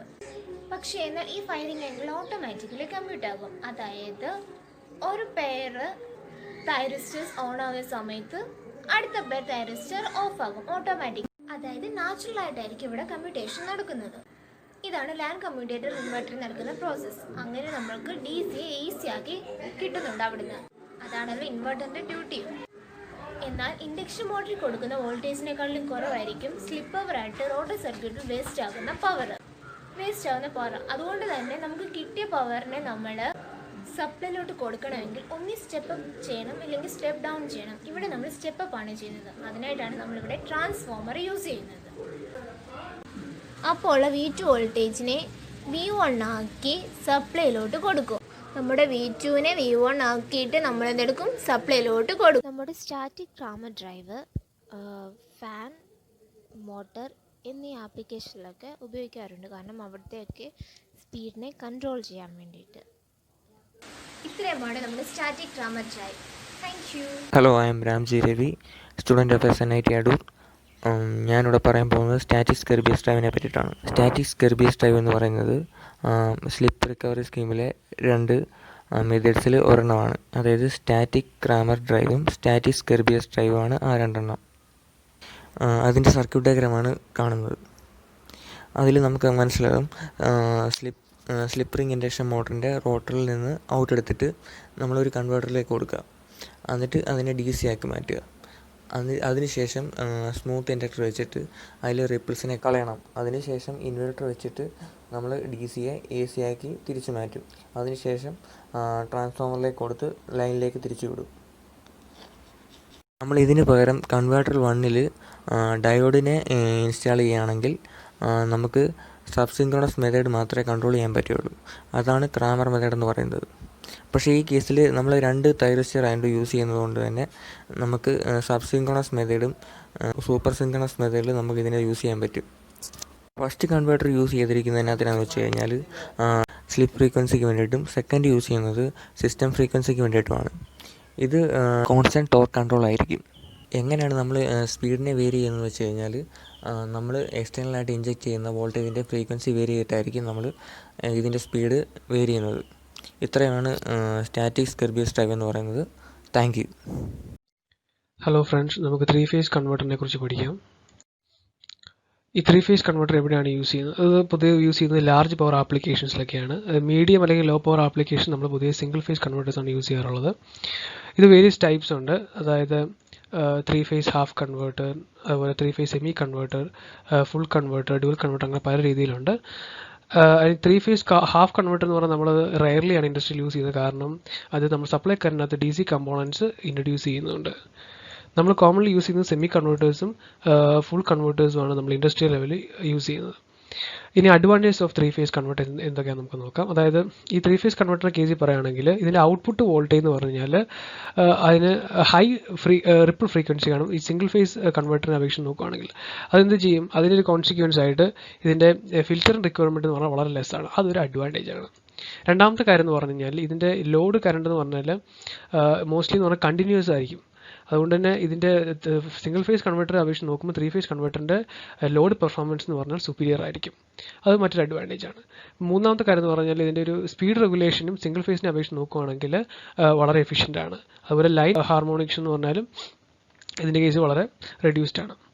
അപ്പം സിംഗിൾ ഫേസിനെ അപേക്ഷിച്ച് നോക്കുകയാണെങ്കിൽ 3 ഫേസിനകത്ത് ഒരു ഗിവൺ ടോർക്കിൽ ഹീറ്റിംഗ് എന്ന് പറഞ്ഞാൽ വളരെ കുറവായിരിക്കും. അതൊരു അഡ്വാൻറ്റേജ് ആണ്. അതുപോലെ തന്നെ ഈ കമ്മ്യൂട്ടേറ്റിംഗ് കേപ്പബിലിറ്റി എന്ന് പറഞ്ഞു കഴിഞ്ഞാൽ 3 ഫേസ് കൺവേർട്ടറിൻ്റെ സിംഗിൾ ഫേസിനേക്കാളും വളരെ സുപ്പീരിയർ ആണ്. അപ്പോൾ അടുത്ത് നമുക്ക് 3 ഫേസ് കൺവേർട്ടറിൻ്റെ ജസ്റ്റ് ഒരു ഓവർവ്യൂ എന്താണെന്ന് നമുക്ക് നോക്കാം. അതായത് 3 ഫേസ് കൺവേർട്ടർ എന്ന് പറഞ്ഞു കഴിഞ്ഞാൽ അത് ഒരു ഇൻഡസ്ട്രിയൽ ആപ്ലിക്കേഷനിൽ 1500 കിലോവാട്ട് വരെ ഉള്ളിടത്ത് നമ്മൾ യൂസ് ചെയ്യാറുണ്ട്. അതൊരു 2 ക്വാഡ്രൻ്റ് കൺവേർട്ടറാണ്. അതായത് അതിൻ്റെ ആവറേജ് ഔട്ട്പുട്ട് വോൾട്ടേജ് ഇത് പോസിറ്റീവോ നെഗറ്റീവോ ആവാം. പക്ഷേ അതിൻ്റെ ആവറേജ് ഔട്ട്പുട്ട് കറണ്ട് എപ്പോഴും എന്തായിരിക്കും, പോസിറ്റീവ് ആയിരിക്കും. അപ്പോൾ അതൊരു 2 ക്വാഡ്രൻ്റ് കൺവേർട്ടറാണ്. അപ്പം അതുകൂടാതെ മറ്റൊരു കാര്യം എന്ന് പറഞ്ഞാൽ ഇവിടെ ഇതിൻ്റെ ഒരു ഫയറിംഗ് ആംഗിളിൻ്റെ കേസ് വരുമ്പോഴത്തേക്ക് ഈ 0ക്കും 90ക്കും ഇടയ്ക്ക് നമ്മളൊരു ഫയറിംഗ് ആംഗിൾ കൊടുക്കുകയാണെന്നുണ്ടെങ്കിൽ ഈ ഒരു കൺവേർട്ടർ 3 ഫേസ് ഫുൾ കൺവേർട്ടർ ഒരു കൺവേർട്ടറായിട്ട് വർക്ക് ചെയ്യും, സാധാരണ കൺവേർട്ടറായിട്ട് വർക്ക് ചെയ്യും. അപ്പോൾ പക്ഷേ നമ്മൾ 90ക്കും 180ക്കും ഇടയ്ക്ക് ഒരു ഫയറിംഗ് ആംഗിളാണ് കൊടുക്കുന്നതെങ്കിൽ ഇതൊരു ഇൻവെർട്ടർ മോഡിൽ ഇത് വർക്ക് ചെയ്യും. അതായത് റീജനറേഷൻ നമുക്ക് റിക്വയർഡുള്ള ആപ്ലിക്കേഷനിലൊക്കെ അതുകൊണ്ട് നമുക്ക് 3 ഫേസ് ഫുൾ കൺവേർട്ടേഴ്സ് യൂസ് ചെയ്യാവുന്നതാണ്. ഇത് അതിൻ്റെ ഒരു ഡയഗ്രമാണ്. അപ്പം ഇതിനകത്ത് നമുക്ക് കാണാൻ പറ്റും 6 തൈറിസ്റ്ററുകൾ നമ്മൾ യൂസ് ചെയ്യുന്നുണ്ട് ഇതിനകത്ത്. അപ്പം ഇതെന്ന് പറഞ്ഞാൽ മേളിലുള്ള ഇതാണ് ഇതിൻ്റെ പോസിറ്റീവ് ഗ്രൂപ്പാണ് ഈ T1, T3, T5 എന്ന് പറഞ്ഞാൽ. ഇതെന്ന് പറഞ്ഞാൽ അതിൻ്റെ നെഗറ്റീവ് ഗ്രൂപ്പാണ് T4, T6, T2 എന്ന് പറഞ്ഞാൽ. അപ്പം അതുകൂടെ ഇതെന്ന് പറഞ്ഞാൽ ഇതൊരു മോട്ടറിൻ്റെ ഫീൽഡ് ഈ ഒരു ഫുൾ കൺവേർട്ടറുമായിട്ട് കൊടുത്തിരിക്കുന്നതാണ് ഈ ഒരു സർക്യൂട്ട് നമ്മളെ കാണിക്കുന്നത്. പിന്നെ നമുക്ക് എന്താണ് ഇതിൻ്റെ വർക്കിംഗ് എന്നും കൂടി ഒരു വേവ് ഫോം വെച്ച് നോക്കാം. ഇതൊരു വേവ് ഫോമാണ് ഇതിൻ്റെ. ഇവിടെ നമുക്ക് മനസ്സിലായി ആൽഫ 0 കൊടുക്കുന്ന കേസിൽ, സെമി കണ്ടക്ടർ കേസിൽ ഇതൊക്കെ തന്നെയാണ്. ആൽഫ 0 കൊടുക്കുന്ന കേസിലാണെങ്കിൽ ഈ തൈറിസ്റ്ററുകളെല്ലാം എന്താവും, ഒരു ഡയോഡായിട്ട് വർക്ക് ചെയ്യും. മനസ്സിലായി? അപ്പം നമ്മൾ ആദ്യം ഇതിന് ഫയറിംഗ് ആംഗിൾ കൊടുക്കുന്നത് ഇവിടെ ഈ ഒരു പോയിന്റിലാണ് നമ്മൾ ഫയറിംഗ് 60ലാണ് നമ്മൾ ഫയറിംഗ് ആംഗിൾ കൊടുക്കുന്നത്. അപ്പോൾ നമ്മൾ T1 ഇവിടെ ഫയർ ചെയ്ത് കഴിഞ്ഞാൽ ഒരു 60 ഡിഗ്രി കഴിഞ്ഞ് T2 ഓൺ ആവും, പിന്നെ ഒരു 60 ഡിഗ്രി കഴിഞ്ഞ് T3 ഓൺ ആവും, പിന്നെ T4. ആ ഒരു വേവ് ഫോമാണ് ഈ കാണിച്ചിരിക്കുന്നത്. ആൽഫ 0 ആകുമ്പോൾ ഉള്ള തൈറിസ്റ്ററിൻ്റെ ഔട്ട്പുട്ട് വോൾട്ടേജാണ് കാണിച്ചിരിക്കുന്നത്. അപ്പം അടുത്തെന്ന് പറഞ്ഞു കഴിഞ്ഞാൽ ആൽഫ 60 ആകുമ്പോൾ ഇതാണ്. ഇത് ഫയറിംഗ് ആംഗിൾ 60 ആയി കൊടുക്കുമ്പോഴത്തേക്കും ഇവിടാണ് നമ്മൾ ഫയർ ചെയ്യുന്നത്. ആൽഫ 0 ആയിരിക്കുമ്പോഴത്തേക്കും ഇവിടെ ആയിരുന്നു ഫയർ ചെയ്യുന്നത്. അപ്പം ഇവിടുന്ന് മാറി ഒരു 60 ഡിഗ്രി മാറി ഇവിടെ ആയിരിക്കും നമ്മൾ ഇതിൻ്റെ കേസിൽ ഫയർ ചെയ്യുന്നത്. അതായത് നമ്മൾ നേരെ താഴോട്ട് വരച്ച് നേരെ നോക്കി നമുക്ക് മനസ്സിലാവും, ഇവിടെ വരുമ്പോഴാണ് നമ്മൾ T1 നമ്മൾ ഫയർ ചെയ്യുന്നത്. അത് കഴിഞ്ഞിട്ട് ഒരു 60 ഡിഗ്രി മാറിയിട്ടാണ് നമ്മൾ T2 ഫയർ ചെയ്യുന്നത്. ഇവിടെ ഇങ്ങനെ. അത് കഴിഞ്ഞ് 60 ഡിഗ്രി മാറി നമ്മൾ T3 ഫയർ ചെയ്യും. അത് കഴിഞ്ഞ് 60 ഡിഗ്രി മാറി T4 ഫയർ ചെയ്യും. അങ്ങനെയാണ് ഇത് പോകുന്നത്. അപ്പോൾ ഇതിൻ്റെ ഈ വേവ് ഫോം നമ്മൾ മേളത്ത് നോക്കുകയാണെങ്കിൽ, ഇവിടെ ഇപ്പം നമ്മൾ ഈ കേസ് നോക്കുകയാണെങ്കിൽ ഇവിടെ ഇത് T1, ഈ T1 ഓണായി, T6 ഓണായി. അപ്പോൾ നമ്മൾ ഈ ഒരു ഗ്രാഫിൽ നോക്കുകയാണെങ്കിൽ T1 എന്ന് പറഞ്ഞാൽ എന്താണ്? T1 എന്ന് പറഞ്ഞാൽ A ആണ്. T6 എന്ന് പറഞ്ഞാലോ, T6 എന്ന് പറഞ്ഞു കഴിഞ്ഞാൽ B ആണ്. അപ്പോൾ ഇത് AB ആണ്. അപ്പോൾ നേരെ നമ്മൾ ഈ ഒരു ഇൻ്റർവെൽ നോക്കുമ്പോൾ ഇവിടെ AB ആണ്. അപ്പോൾ നേരെ നോക്കുക, അപ്പോൾ ഈ വോൾട്ടേജ് ഉണ്ടോ, ഇത് AB. ഈ AB ഇപ്പോൾ ഇവിടെ എങ്ങനെയാണ് പോകുന്നത് കണ്ടോ? ഈ സെയിം വേവ് ഫോമാണ് ഈ വരച്ചു വെച്ചിരിക്കുന്നത്. ആ AB ആണ് ഈ AB. മനസ്സിലായോ? അപ്പോൾ അതുപോലെയാണ് എല്ലാ കേസിലും. അപ്പോൾ ഇവിടെ ഈ T6 എന്താ, ഈ T6 ഇപ്പോൾ ഇവിടെ റിവേഴ്സ് ബയസ് ആയതിനു ശേഷം ഈ T2 ഓൺ ആവും. T2 ഓൺ ആയി കഴിയുമ്പോൾ T1 T2 ആയിപ്പം കണ്ടക്ഷനുള്ളത്. അപ്പോൾ T1 നമ്മൾ നോക്കുക, T1 എന്ന് പറഞ്ഞാൽ A ആണ്. T2 എന്ന് പറഞ്ഞാൽ C ആണ്. അപ്പോൾ AC ആണ്. അപ്പോൾ AC നോക്കുക, ഇവിടെ നമ്മൾ അതിൻ്റെ വേവ് ഫോം, ഈ ഇൻ്റർവെല്ലുള്ള വേവ് ഫോം നോക്കാം. മേളിൽ നേരെ വന്ന് നോക്കുക. AC എന്ന് പറഞ്ഞാൽ AC-യുടെ വേവ് ഫോം ഇങ്ങനെയാണ് പോകുന്നത് കണ്ടോ? ഈ AC-യുടെ വേവ് ഫോം ഈ ഇൻ്റർവെൽ ഇങ്ങനെയാണ് പോകുന്നത്. ആ വേവ് ഫോമാണ് ഈ വരച്ചിരിക്കുന്നത്. മനസ്സിലായി? അടുത്തൊരു കേസ് T3യും. അടുത്ത കേസ് നോക്കുമ്പോഴത്തേക്ക് നമ്മൾ T1 ഇവിടെ റിവേഴ്സ് ബയസ്ഡായി T3 ഓണായി. T3യും T2 ആണ് ഇപ്പോൾ ഓണായിരിക്കുന്നത്. അപ്പോൾ നമ്മൾ T3 നോക്കുക. T3 എന്ന് പറഞ്ഞാൽ എന്താണ്? B ആണ്. T2 എന്ന് പറഞ്ഞാലോ C ആണ്, BC. അപ്പോൾ BC ആണ് നമ്മളിപ്പോൾ നോക്കുന്നത്. BC എന്ന് പറയുമ്പോൾ നമ്മൾ BC നോക്കുക. ഇവിടെ വന്ന് നമ്മൾ ഏറ്റവും മേളത്തെ വേവ് ഫോം വരിക. ഇവിടെ BC എന്ന് പറഞ്ഞാൽ കണ്ടോ? ഇതാണ് BC. ഇതാണ് നേരെ ഈ വരച്ച് വെച്ചിരിക്കുന്നത്. അപ്പോൾ ഇങ്ങനെയാണ് അതിൻ്റെ വേവ് ഫോം വരയ്ക്കുന്നത്. അടുത്ത ആൽഫ 90 ആവുന്ന കേസ് നോക്കുമ്പോൾ നമുക്ക് മനസ്സിലായി ഇവിടെ ഈ ഒരു ലൈനുമായിട്ട്, റെഫറൻസ് ലൈനുമായിട്ട് ഇത് സിമെട്രിക്കലാണ്. അതുകൊണ്ട് ആവറേജ് വാല്യൂ എന്ന് പറഞ്ഞാൽ എപ്പോഴും 0 ആയിരിക്കും. നമുക്കറിയാം 90ക്ക് മുകളിലോട്ട് വന്നു കഴിഞ്ഞാൽ ഇത് ഒരു റീജനറേഷൻ മോഡിൽ വർക്ക് ചെയ്യും നമ്മൾ പറഞ്ഞു. അപ്പം അത് നമുക്ക് നോക്കാം. അതായത് ഇവിടെ ഒരു ആംഗിൾ 150 ഒക്കെ എടുത്ത കേസ് നോക്കി നമുക്ക് മനസ്സിലാവും ഈ ഒരു വോൾട്ടേജ് എന്ന് പറയാൻ നെഗറ്റീവാണ്. ഈ വോൾട്ടേജ് നെഗറ്റീവ്. അതിൻ്റെ അർത്ഥം എന്ന് പറഞ്ഞു കഴിഞ്ഞാൽ ഇത് ഒരു റീജനറേഷൻ മോഡിൽ വർക്ക് ചെയ്യുന്നതാണ്. അപ്പോൾ ഇൻവേർട്ടർ മോഡിലാണ് ഇപ്പോൾ വർക്ക് ചെയ്യുന്നത്. അതാണ് ആ വേവ് ഫോം കാണിക്കുന്നത്. ആംഗിൾ 90ക്കും 180ക്കും ഇടയ്ക്ക് വന്നപ്പോൾ ഉള്ളൊരു കാര്യമാണ്. അതാണ് ഈ കാണിച്ചിരിക്കുന്നത്. അപ്പോൾ ഇത് നോക്കാം. ഇതാണ് 3 phase semi converter. 3 phase semi കൺവെർട്ടറിൻ്റെ കേസ് വരുമ്പോഴത്തേക്കും ഇതൊരു 1 ക്വാഡ്രന്റ് കൺവെർട്ടറാണ്. അതായത് അതിൻ്റെ ആവറേജ് ഔട്ട്പുട്ട് വോൾട്ടേജും കറണ്ടും എപ്പോഴും പോസിറ്റീവ് ആയിരിക്കും.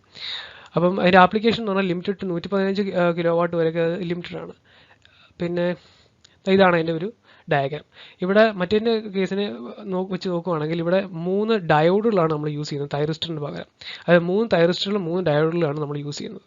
ഈ തൈറിസ്റ്റർ കൺട്രോൾ ചെയ്ത് നമുക്ക് ഔട്ട്പുട്ട് ടെർമിനൽ വോൾട്ടേജ് നമുക്ക് കൺട്രോൾ ചെയ്യാം. ഈ ഡയോഡുകൾ എന്ന് പറഞ്ഞു കഴിഞ്ഞാൽ ഒരു കറണ്ട് റിട്ടേൺ പാത്തായിട്ട് ആക്ട് ചെയ്യുന്ന സാധനങ്ങളാണ്. പിന്നെ ഒരു ഫ്രീ വീലിംഗ് ഡയോഡും ഇതിനകത്ത് മറ്റേ അപേക്ഷിച്ച് നോക്കുകയാണെങ്കിൽ ഫ്രീ വീലിംഗ് ഡയോഡും ഇതിനകത്തുണ്ട്. അപ്പോൾ നമുക്ക് അതിൻ്റെ ഒരു വർക്കിംഗ് ഒരു വേവ് ഫോം വെച്ച് നോക്കാം. ഇപ്പോൾ ഇവിടെ ആൽഫ 0 കൊടുക്കുമ്പോൾ നമ്മൾ മറ്റേ മുമ്പേ പറഞ്ഞ കേസ് പോലെ തന്നെ ആൽഫ 0 ആയിരുന്ന കേസിൽ ഈ തൈറിസ്റ്ററുകളൊക്കെ ഒന്ന് ഡയോഡായിട്ട് ആക്ട് ചെയ്യും. ആദ്യത്തെ തൈറിസ്റ്റർ നമുക്കറിയാം 60ൽ ഇവിടെ നമ്മൾ ആദ്യം ഫയർ കൊടുക്കുന്നത്. അത് കഴിഞ്ഞ് ഇത് 120 ഡിഗ്രി ഈ തൈറിസ്റ്റർ ഓൺ ആയിരിക്കും. അത് ഒരു ഡിവിഷൻ 60 ആണ്. അപ്പോൾ ഇത് ഇവിടെ 60 120 ഡിഗ്രി കഴിയുമ്പോഴത്തേക്ക് അടുത്ത തൈറിസ്റ്റർ ഓൺ ആവും. T2 ഓൺ ആവും. അടുത്ത തൈറിസ്റ്റർ T2 ഓൺ ആവും. എന്നിട്ട് അത് ഒരു 60 120 ഓടിയിട്ട് പിന്നെ അടുത്ത ഒരു തൈറിസ്റ്റർ T3 ഓൺ. അങ്ങനെയാണ് പോകുന്നത്. അതാണ് ആൽഫ 0 ഉള്ള കേസിലുള്ള സെമി കണ്ടക്ടർ വർക്കിംഗ് ആണ്. അത് ആൽഫ 50 കൊടുക്കുന്ന കേസിലുള്ള ഇതിൻ്റെ വർക്കിംഗ് നമുക്ക് നോക്കാം. അതായത് ആൽഫ 50 കൊടുക്കാം. നമുക്ക് അറിയാം ഇവിടെ 0 കൊടുത്തപ്പോൾ നമ്മൾ ഈ 60 വെച്ചിട്ടാണ് ഇത് ഓപ്പൺ ചെയ്തത്. അപ്പോഴത്തേക്കും 50 വരുമ്പോൾ ഈ 60ൽ നിന്നും ഒരു 15 കൂടി അങ്ങോട്ട് മാറിയിട്ടാണ് നമ്മൾ ഇവിടെ ഫയർ ചെയ്യുന്നത്. അപ്പോൾ ഇതിന് 15 മാറി ഇങ്ങനെ ഈ ഇവിടെയാണ് ഫയർ ചെയ്യുന്നത്. അപ്പോൾ അത് നേരെ നമ്മൾ താഴോട്ട് നോക്കി നമുക്ക് മനസ്സിലാവും നമ്മൾ T1 ഇവിടെയാണ് ഫയർ ചെയ്യുന്നത്. കണ്ടോ? അപ്പം ഒരു 15, അത് 16 ഒരു 15 മാറിയിട്ടാണ് നമ്മൾ ഫയർ ചെയ്തത്. ഒരു 16 ഒരു 15 ഇങ്ങോട്ട് മാറി നമ്മളിവിടെ T1 ഫയർ ചെയ്തു. അത് കഴിഞ്ഞ് അത് T1 ഒരു 120 ഡിഗ്രി അത് കണ്ടക്ട് ചെയ്യും. അത് കഴിഞ്ഞ് ഒരു T2 കണ്ടക്ട് ചെയ്യും. അടുത്ത 120 T2 കണ്ടക്ട് ചെയ്യും. അങ്ങനെയാണ് പോകുന്നത്. അതിൻ്റെ കൂട്ടത്തിൽ ഈ ഡയോഡുകൾക്ക് കേസിൽ അത് അൺഅഫക്റ്റഡ് ആണ്. അതിനകത്ത് വ്യത്യാസങ്ങളും വരും. അതുപോലെ തന്നെ നിൽക്കും. T1 D2 ഓൺ ആയിരിക്കുന്ന സമയത്ത്, അതായത് T1 D2 നമ്മൾ ഈ ഒരു ഫിഗർ നോക്കി നമുക്ക് മനസ്സിലാവും. T1 എന്ന് പറഞ്ഞു കഴിഞ്ഞാൽ T1 എന്താണ്? A ആണ്. D2 എന്ന് പറഞ്ഞാൽ എന്താണ്? D2 എന്ന് പറഞ്ഞാൽ B ആണ്. അപ്പോൾ AB ആണ്. AB നോക്കി, ഇവിടെ AB ഇതല്ലേ പോകുന്നത്? AB കണ്ടോ? AB ഇത് ഇവിടെ വരെയുള്ളതാണ്. അപ്പം നമ്മൾ ആ AB ഇങ്ങനെ വരച്ചു കണ്ടോ? ആ AB ആണ് ഈ വരച്ചിരിക്കുന്നത്, ഈ വേവ് ഫോം. മനസ്സിലായി? എന്നിട്ട് ഇവിടെ D2 ഇത് ഇവിടെ ആകുമ്പോൾ എന്ത് പറ്റും? D2 റിവേഴ്സ് ബയസ്ഡ് ആയിട്ട് D3 ഓൺ ആവും. അപ്പോൾ എന്താണ്? T1 D3 തമ്മിലുള്ള വേവ് ഫോമാണ് അതിനുശേഷം നമ്മൾ വരയ്ക്കേണ്ടത്. അപ്പം ഇവിടെ നമ്മൾ T1 എടുത്ത്, T1 എന്ന് പറഞ്ഞാൽ A ആണ്. D3 എന്ന് പറഞ്ഞാൽ എന്താണ്? D3 എന്ന് പറഞ്ഞു കഴിഞ്ഞാൽ D3 എന്ന് പറഞ്ഞാൽ C ആണ്. അപ്പോൾ AC ആണ്. അപ്പം ഇവിടെ നമ്മൾ മേളിൽ നോക്കി, ഏറ്റവും മേളത്തെ വേവ് ഫോം പറഞ്ഞാൽ AC എന്ന് പറഞ്ഞാൽ അടിയിൽ കൊടുത്തിരിക്കുന്നതാണ്. അപ്പോൾ നമ്മൾ ഇതാണ് ഈ വരച്ചിരിക്കുന്നത് കേട്ടോ. ഈ ഔട്ട്പുട്ട് ഇത് നമുക്ക് ഔട്ട്പുട്ടിൽ കിട്ടും. ഇതാണ് ഈ കാണിച്ചിരിക്കുന്നത്. അടുത്തെന്ന് പറഞ്ഞാൽ ഈ T1 ഓഫായി T2 ഓൺ ആവും. T2 ഓൺ ആയിട്ട് D3 ഓൺ ആവും. അപ്പോൾ T2 എന്ന് പറഞ്ഞാൽ നമുക്കറിയാം B ആണ്. പിന്നെ D3 എന്ന് പറഞ്ഞാൽ എന്താണ്? D3ക്ക് കറസ്പോണ്ടിങ് C ആണ്. അപ്പോൾ BC എന്നുള്ളൊരു ഇതായിരിക്കും വരുന്നത്. അപ്പോൾ നമ്മൾ മേലോട്ട് ഏറ്റവും മേളത്തെ വേവ് ഫോം ചെന്ന് BC എന്നുള്ള കണ്ടോ, ഇത് കിടക്കുന്നുണ്ടോ? ഇതാണ് നേരെ നമ്മളിവിടെ വരയ്ക്കുന്നത് കണ്ടോ. അത് കഴിയുമ്പം ഇത് ഓഫ് ആവും. ഈ D3 ഓഫായിട്ട് D1 ഓൺ ആവും. ഇപ്പോൾ എന്തൊക്കെയാണ്? D2ഉം D1ഉം ആണ് ഓൺ ആയിരിക്കുന്നത്. അപ്പോൾ D2 എന്ന് പറഞ്ഞാൽ എന്താണ്? T2ഉം D1 ഓൺ ആയിരിക്കുക. T2 എന്ന് പറഞ്ഞാൽ എന്താണ്? T2 എന്ന് പറഞ്ഞാൽ B ആണ്. T2 എന്ന് പറഞ്ഞാൽ B ആണ്. അത് കഴിഞ്ഞ് D1 എന്ന് പറഞ്ഞാൽ എന്താണ്? D1 എന്ന് പറഞ്ഞു കഴിഞ്ഞാൽ A ആണ്. അപ്പോൾ BA എന്ന് വരും. BA എന്നുള്ള, അപ്പോൾ നോക്കി ഈ BA വരച്ചേക്കുന്നുണ്ടോ? ഈ BA തന്നെയല്ലേ ഇവിടെ വരച്ചേക്കുന്നത് കണ്ടോ? ഈ B ആണ് ഇവിടെ വരച്ചിരിക്കുന്നത്. അപ്പോൾ അങ്ങനെ അതും പോകുന്നത്. അടുത്ത ആൽഫ 60യുടെ കേസ് വരുമ്പോഴത്തേക്കും ചെറിയ വ്യത്യാസം എന്ന് പറഞ്ഞാൽ, അടുത്ത ആൽഫ 60യുടെ കേസ് വരുമ്പോഴത്തേക്കും നമുക്കറിയാം, നമ്മൾ ആദ്യമേ ഇവിടെ ഇങ്ങനെ നമ്മൾ ആദ്യമേ 60യുടെ ഇവിടെ 60 ആണ്. അപ്പോൾ 60യിൽ നിന്നും 60 പ്ലസ് 60 അതായത് 120 ആകുമ്പോഴാണ് നമ്മുടെ T1 ഓൺ ആവുന്നത്. അപ്പോൾ ഇവിടെ നേരെ നമ്മൾ ഈ 120 നേരെ ഇവിടെ വരച്ച് കഴിഞ്ഞാൽ നമുക്ക് മനസ്സിലാവും. ഇതാ കണ്ടോ, ഈ 120 വരുന്നത് ഇവിടെയാണ് T1 ഓൺ ആയത്. T1 ഓൺ ആയിട്ട് അത് 120 ഡിഗ്രി കണ്ടക്ട് ചെയ്യും. അപ്പോൾ അതിൻ്റെ കൂട്ടത്തിൽ D3യും ഓൺ ആയിരിക്കും. അപ്പോൾ ഇതിൻ്റെ കേസിൽ ഒരു തൈറിസ്റ്റർ ഓൺ ചെയ്യുമ്പോഴത്തേക്ക് റിട്ടേൺ കറണ്ടിന് ഒരൊറ്റ ഡയോഡ് മാത്രമേ ഓൺ ആയിട്ടുള്ളായിരിക്കും. അതാണ് ഇതിൻ്റെ പ്രത്യേകത എന്ന് പറഞ്ഞു കഴിഞ്ഞാൽ. എന്നിട്ട് ഇത് നമുക്കറിയാം T1 D3 എന്ന് പറയുന്നത് എന്താണ്? T1 എന്ന് പറഞ്ഞാൽ എത്രയാണ്? T1 എന്ന് പറഞ്ഞാൽ A ആണ്. T1 എന്ന് പറഞ്ഞാൽ Aയും D3 എന്ന് പറഞ്ഞാൽ എന്താണ്? D3 എന്ന് പറഞ്ഞു കഴിഞ്ഞാൽ D3 എന്ന് പറഞ്ഞു കഴിഞ്ഞാൽ C ആണ്, AC ആണ്. അപ്പോൾ AC എന്നുള്ളൊരു വേവ് ഫോം അത് മൊത്തം നമ്മൾ നോക്കാം. അപ്പോൾ AC എന്നുള്ളതാണ്. നമുക്ക് AC നോക്കിയാൽ മനസ്സിലാവും 120 ഡിഗ്രി ഇവിടുന്ന് AC ഇങ്ങനെ വന്ന് ഇങ്ങനെയാണ് വരുന്നത്. AC കണ്ടോ? ഈ AC ഇങ്ങനെ വരുന്നതാണ് ഇവിടെ ഇങ്ങനെ വരച്ചിരിക്കുന്നത് കണ്ടോ? അതിനുശേഷം T2ഉം D1ഉം കൂടി നോക്കാം. ഈ T2 എന്ന് പറഞ്ഞു കഴിഞ്ഞാൽ ഇവിടെ ഇത് B ആണ്. T2 എന്ന് പറഞ്ഞു കഴിഞ്ഞാൽ B, പിന്നെ D1 ആണ്. D1 BA ആണ്. അപ്പം BA എന്ന് പറഞ്ഞാൽ നമുക്ക് നോക്കാം, ഈ ഒരു ഇൻ്റർവെല്ലിലുള്ള BA നോക്കാം. ഈ ഇൻ്റർവെല്ലിൽ നമ്മൾ നേരെ മുകളിലോട്ട് ചെന്നു BA, ഇതാണ് BA. BAയുടെ എന്ന് പറഞ്ഞാൽ ഇത് ഇങ്ങനെയാണ് വരുന്നത്. ഇതാണ് BA കണ്ടോ? അതാണ് ഈ വരച്ചിരിക്കുന്നത്. അപ്പോൾ അങ്ങനെയാണ് ഇതിൻ്റെ പാറ്റേൺ പോകുന്നത്. ഇനി 90യുടെ കേസ് വരുമ്പോഴത്തേക്ക് ആൽഫ നമ്മൾ 90 കൊടുത്ത് കഴിയുമ്പോഴത്തേക്കും ചെറിയ വ്യത്യാസം എന്ന് പറഞ്ഞു കഴിഞ്ഞാൽ ഈ ടെർമിനൽ വോൾട്ടേജ് VAC ഇത്ര ഈ 90 ഡിഗ്രി മാത്രമേ കിട്ടത്തുള്ളൂ. അപ്പോൾ നമുക്ക് നോക്കാം. ഇവിടെ 90 കൊടുക്കുമ്പോൾ ആൽഫ പ്ലസ്, അതായത് 60 പ്ലസ് 90 നമ്മൾ കൊടുക്കണം. ഇവിടുന്ന് 90 എടുക്കുമ്പോഴത്തേക്കും ഇത് ഇവിടുന്ന് വരും. ഇവിടുന്ന് ഇങ്ങനെ ആയിരിക്കും വരുന്നത്. ഇതാണ് T1 ഇത്രയും. ഇത് T1 120 ഡിഗ്രി പോവും. അപ്പോൾ വന്നിട്ട് ഒരു 90 ഡിഗ്രി T1 ഓൺ ആയിരിക്കും. അത് കഴിയുമ്പോഴത്തേക്കും ഈ വോൾട്ടേജ് എന്ത് ചെയ്യും? നെഗറ്റീവിലേക്ക് പോകും. നെഗറ്റീവിലേക്ക് പോകുമ്പോൾ എന്ത് ചെയ്യും? നമ്മുടെ ഫ്രീ വീൽ ഡയോഡ് ഓൺ ആവും. എന്നിട്ട് ഫ്രീ വീൽ ഡയോഡ് ഇതിൻ്റെ 30 ഡിഗ്രി ബാക്കി 30 ഡിഗ്രി അതായിരിക്കും കണ്ടക്ട് ചെയ്യുന്നത്. അത് ഫ്രീ വീൽ ഡയോഡ് കണ്ടക്ട് ചെയ്യുന്ന സമയത്ത് ഔട്ട്പുട്ട് വോൾട്ടേജ് എന്ന് പറഞ്ഞാൽ 0 ആയിരിക്കും. അപ്പോൾ അങ്ങനെ തന്നെയാണ് ഇതിൻ്റെ കേസിലും വരുന്നത്. ഇവിടെ T2 നമ്മൾ 90 ഡിഗ്രി കണ്ടക്ട് ചെയ്യും. അതിനുശേഷം ഇത് നെഗറ്റീവിലേക്ക് വേവ് ഫോം പോകും. അവിടെ ഫ്രീ വീൽ ഡയോഡ് കണ്ടക്ട് ചെയ്യും. അത് 30 ഡിഗ്രി കണ്ടക്ട് ചെയ്യും. അപ്പോൾ ഔട്ട്പുട്ട് വോൾട്ടേജ് 0 ആയിരിക്കും. മറ്റേ ഇത്രയും ഈ ലൈൻ വോൾട്ടേജ് ഈ സമയത്ത് 90 ഡിഗ്രി മാത്രമേ നമുക്ക് line voltage terminal voltage cross കിട്ടത്തുള്ളൂ. ബാക്കി ഇത്രയും സമയം അത് 0 ആയിരിക്കും. ഫ്രീ വീൽ ഡയോഡ് കണക്ട് ചെയ്യുന്നുണ്ട്. 180 ഇത് 120 അടുത്തത് അതാണ് കാണിച്ചിരിക്കുന്നത്. ഒരു സിമ്പിൾ ഓവർ എന്ന് പറയുന്നത് ഇത്രയേ ഉള്ളൂ. പെട്ടെന്ന് ഇത്രയേ ഉള്ളൂ. Thank you. Hi, I'm Ajay Shakumar, student triple SNIT Adoor. നമ്മൾ ഇനിയിപ്പോൾ പോകാൻ പോകുന്ന ടോപ്പിക് എന്ന് പറയുന്നത് current source inverter fed induction motor drives. Before going to that topic നമ്മൾ അറിഞ്ഞിരിക്കണം എന്താണ് ഒരു ഇൻഡക്ഷൻ മോട്ടോർ എന്നുള്ളത്. 3 ഫേസ് ഇൻഡക്ഷൻ മോട്ടോർ. അതിനുവേണ്ടി നമ്മളൊരു 3 ഫേസ് AC സപ്ലൈ നമ്മൾ എങ്ങോട്ട് കൊടുക്കും? സ്റ്റേറ്റർ വൈൻഡിങ്ങിലേക്ക് കൊടുക്കും. സ്റ്റേറ്റർ വൈൻഡിങ്ങിൽ ഈ 3 ഫേസ് AC സപ്ലൈ കിട്ടുമ്പോൾ സ്റ്റേറ്റർ വൈൻഡിങ്ങിനകത്ത് ഒരു റൊട്ടേറ്റിംഗ് മാഗ്നറ്റിക് ഫീൽഡ് പ്രൊഡ്യൂസ് ചെയ്യും. ഈ റൊട്ടേറ്റിംഗ് മാഗ്നറ്റിക് ഫീൽഡ് കറങ്ങുന്ന സ്പീഡ് എന്ന് പറയുന്നത് സിങ്ക്രണസ് സ്പീഡിലായിരിക്കും കറങ്ങുന്നത്. സിങ്ക്രണസ് സ്പീഡിനെ നമ്മൾ എങ്ങനെയാണ് റെപ്രസെൻറ്റ് ചെയ്യാറ്? NS കൊണ്ടാണ് റെപ്രസെൻറ്റ് ചെയ്യാറ്. So NS = 120 F/P. ഈ സ്റ്റേറ്റർ വൈൻഡിങ്ങിൽ ഈ ഒരു റൊട്ടേറ്റിംഗ് മാഗ്നറ്റിക് ഫീൽഡ് ഉണ്ടായിട്ടുണ്ട്. ഈ റൊട്ടേറ്റിംഗ് മാഗ്നറ്റിക് ഫീൽഡ് സ്റ്റേഷനറി ആയിട്ടുള്ള റോട്ടർ വൈൻഡിങ്ങുമായിട്ട് ലിങ്ക് ചെയ്യും. റോട്ടർ വൈൻഡിങ്ങുമായിട്ട് ലിങ്ക് ചെയ്യുമ്പോൾ റോട്ടറിൽ എന്തുണ്ടാവുന്നുണ്ട്? ഒരു EMF അവിടെ ഇൻഡ്യൂസ് ചെയ്യപ്പെടുന്നുണ്ട്. ഈ ഇൻഡ്യൂസ് ചെയ്യപ്പെടുന്ന EMF മൂലം റോട്ടറിൽ ഒരു ലാർജ് കറണ്ട് ഫ്ലോ ചെയ്യാൻ തുടങ്ങും. ഓക്കെ ആണല്ലോ. അപ്പോൾ ഈ പറയുന്ന പ്രിൻസിപ്പിൾ പറയുന്നത് ലെൻസസ് ലോ ആണ്. ഓക്കെ, അപ്പോൾ നമ്മുടെ ലെൻസസ് ലോ പറയുന്നത് ഇത്രയേ ഉള്ളൂ. നമ്മുടെ ഒരു കണ്ടക്ടർ ആണെന്നുണ്ടെങ്കിൽ ഒരു മാഗ്നറ്റിക് ഫീൽഡിൽ ഇരുന്ന് കഴിഞ്ഞ് കഴിഞ്ഞാൽ ആ കണ്ടക്ടറിനകത്ത് എന്തനുഭവപ്പെടും? ഒരു മെക്കാനിക്കൽ ഫോഴ്സ് അഥവാ ഒരു ടോർക്ക് അനുഭവപ്പെടും. ഇവിടെ നമ്മുടെ റോട്ടർ കണ്ടക്ടേഴ്സ് ഈ റൊട്ടേറ്റിംഗ് മാഗ്നറ്റിക് ഫീൽഡിൽ ഇരിക്കുകയാണ്. അപ്പോൾ സ്വാഭാവികമായിട്ട് റോട്ടർ കണ്ടക്ടേഴ്സിനകത്ത് എന്തനുഭവപ്പെടും? ഒരു മെക്കാനിക്കൽ ഫോഴ്സ് അഥവാ ഒരു ടോർക്ക് അനുഭവപ്പെടും. നമ്മൾ പറഞ്ഞു ഈ റൊട്ടേറ്റിംഗ് മാഗ്നറ്റിക് ഫീൽഡ് ഈ റോട്ടറുമായിട്ട് ലിങ്ക് ചെയ്യുന്നത് കൊണ്ട് സ്വാഭാവികമായിട്ട് ഒരു EMF അവിടെ ഇൻഡ്യൂസ് ചെയ്യും, ലാർജ് കറണ്ട് ഫ്ലോ ചെയ്യുകയും ചെയ്യുമെന്ന് പറഞ്ഞു. ഈ ലാർജ് കറണ്ട് എന്തിനെ ഒപ്പോസ് ചെയ്യും? ഇവിടെ ഉണ്ടായിരിക്കുന്ന റിലേറ്റീവ് സ്പീഡാണ് നമ്മുടെ കോസ് എന്ന് പറയുന്നത്. ഈ കോസിനെ ഒപ്പോസ് ചെയ്യും. ഈ കോസ് എന്ന് പറയുന്നതിന് ഒപ്പോസ് ചെയ്യാൻ അല്ലെങ്കിൽ റെഡ്യൂസ് ചെയ്യാൻ വേണ്ടി അവരെന്ത് ചെയ്യും? ഈ റോട്ടർ കറങ്ങും. എങ്ങനെ കറങ്ങും? ഈ സ്റ്റേറ്ററിൻ്റെ റൊട്ടേറ്റിംഗ് മാഗ്നറ്റിക് ഫീൽഡ് എങ്ങനെ കറങ്ങുന്നു അതേ ഡയറക്ഷനിൽ തന്നെ നമ്മുടെ റോട്ടർ കറങ്ങും. എന്നിട്ട് ആ സ്പീഡിനെ അച്ചീവ് ചെയ്യാൻ അവർ ശ്രമിക്കും. അപ്പോൾ ഈ റൊട്ടേറ്റിംഗ് മാഗ്നറ്റിക് ഫീൽഡ് എന്ത് ചെയ്യും? ഈ സിങ്ക്രണസ് സ്പീഡിനെ അച്ചീവ് ചെയ്യാൻ ശ്രമിക്കുമെന്ന് പറഞ്ഞു. അപ്പോൾ എപ്പോഴാണോ ഈ ഒരു സിങ്ക്രണസ് സ്പീഡിനെ ഈ റൊട്ടേറ്റിംഗ് മാഗ്നറ്റിക് ഫീൽഡിൻ്റെ സ്പീഡ് എക്സീഡ് ചെയ്യുന്നത്, അന്നേരം ഈ റൊട്ടേറ്റിംഗ് മാഗ്നറ്റിക് ഫീൽഡ് വീണ്ടും സ്റ്റേഷനറി ആവും. അപ്പോഴത്തേക്കും നമ്മുടെ ഈ റൊട്ടേറ്റിംഗ് മാഗ്നറ്റിക് ഫീൽഡ് വീണ്ടും എന്ത് ചെയ്യും? അതിൻ്റെ സ്പീഡ് കൂടുതലായിരിക്കും. അപ്പോഴത്തേക്ക് വീണ്ടും ഈ റൊട്ടേറ്റിംഗ് മാഗ്നറ്റിക് ഫീൽഡിൻ്റെ സ്പീഡിനെ അച്ചീവ് ചെയ്യാൻ വേണ്ടി വീണ്ടും എന്ത് ആക്സലറേറ്റ് ചെയ്യും? ഈ റോട്ടർ കറങ്ങുന്നതിൻ്റെ സ്പീഡ് വീണ്ടും ആക്സലറേറ്റർ ആവും. അങ്ങനെ ഒരു കോമ്പറ്റീഷൻ പോലെ എന്ത് സംഭവിക്കും? ഇത് നടന്നിട്ടാണ് നമ്മുടെ ഈ അല്ലെങ്കിൽ ഈ മോട്ടോർ വർക്ക് ചെയ്യുന്നത്. ഇനിയും ഇവിടുത്തെ സ്ലിപ്പ് എന്ന് പറഞ്ഞു കഴിഞ്ഞാൽ നമുക്ക് എന്താണ്? ആക്ച്വൽ സ്പീഡും സിങ്ക്രണസ് സ്പീഡും തമ്മിലുള്ള ഡിഫറൻസ് ആണ് നമ്മുടെ സ്ലിപ്പ് എന്ന് പറയുന്നത്. സ്ലിപ്പ് S = NS - N എന്നാണ് നമ്മൾ എഴുതുന്നത്. അതായത് ആക്ച്വൽ സ്പീഡ് N-ഉം NS എന്ന് പറഞ്ഞ് നമ്മുടെ സിങ്ക്രണസ് സ്പീഡും. ആക്ച്വലി ഇതാണ് പൊതുവെ ഇതിൻ്റെ വർക്കിംഗ് പ്രിൻസിപ്പിൾ എന്ന് പറയുന്നത്. ഓക്കെ, ഇനി current source inverter fed induction motor drive. അതിനകത്ത് നമ്മൾ അതിലേക്ക് പോകുന്നതിന് മുന്നേ നമുക്ക് കറന്റ് സോഴ്സ് ഇൻവെർട്ടർ എന്താണെന്ന് നമ്മൾ അറിഞ്ഞിരിക്കണം. കറന്റ് സോഴ്സ് ഇൻവെർട്ടറിനകത്ത് നമുക്ക് ഒരു ഇൻപുട്ട് DC കറണ്ട് കാണും. അതിനെ നമുക്കൊരു ഓൾട്ടർനേറ്റിംഗ് കറണ്ടാക്കി ട്രാൻസ്ഫോം ചെയ്ത് തരികയാണ് വോൾട്ടേജ് സോഴ്സ് ഇൻവെർട്ടറിൻ്റെ ഒരു ഫംഗ്ഷൻ എന്ന് പറയുന്നത്. ഇനിയും ഈ ഇൻപുട്ട് കറണ്ടിനെ നമ്മൾ കോൺസ്റ്റൻ്റ് ആക്കിയാണ് നിർത്തുന്നത്. ഈ കോൺസ്റ്റൻ്റ് ആക്കി തന്നെ നമുക്ക് അഡ്ജസ്റ്റ് ചെയ്യാനും പറ്റും ഈ ഇൻപുട്ട് കറണ്ടിനെ. അതുപോലെ തന്നെ ഇതിൻ്റെ ഔട്ട്പുട്ട് കറണ്ട് അല്ലെങ്കിൽ ഔട്ട്പുട്ട് കിട്ടുന്നതിന് എന്തിനോട് ഇൻഡിപെൻഡൻ്റ് ആയിരിക്കും? ലോഡിനോട് ഇൻഡിപെൻഡൻ്റ് ആയിരിക്കും. ഇതാണ് ജനറലി ഒരു കറന്റ് സോഴ്സ് ഇൻവെർട്ടർ എന്ന് പറഞ്ഞു കഴിഞ്ഞാൽ.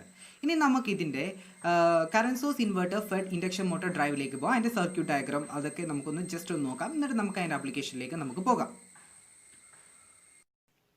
Okay, this is the figure shows the configuration of a current source inverter fed induction motor.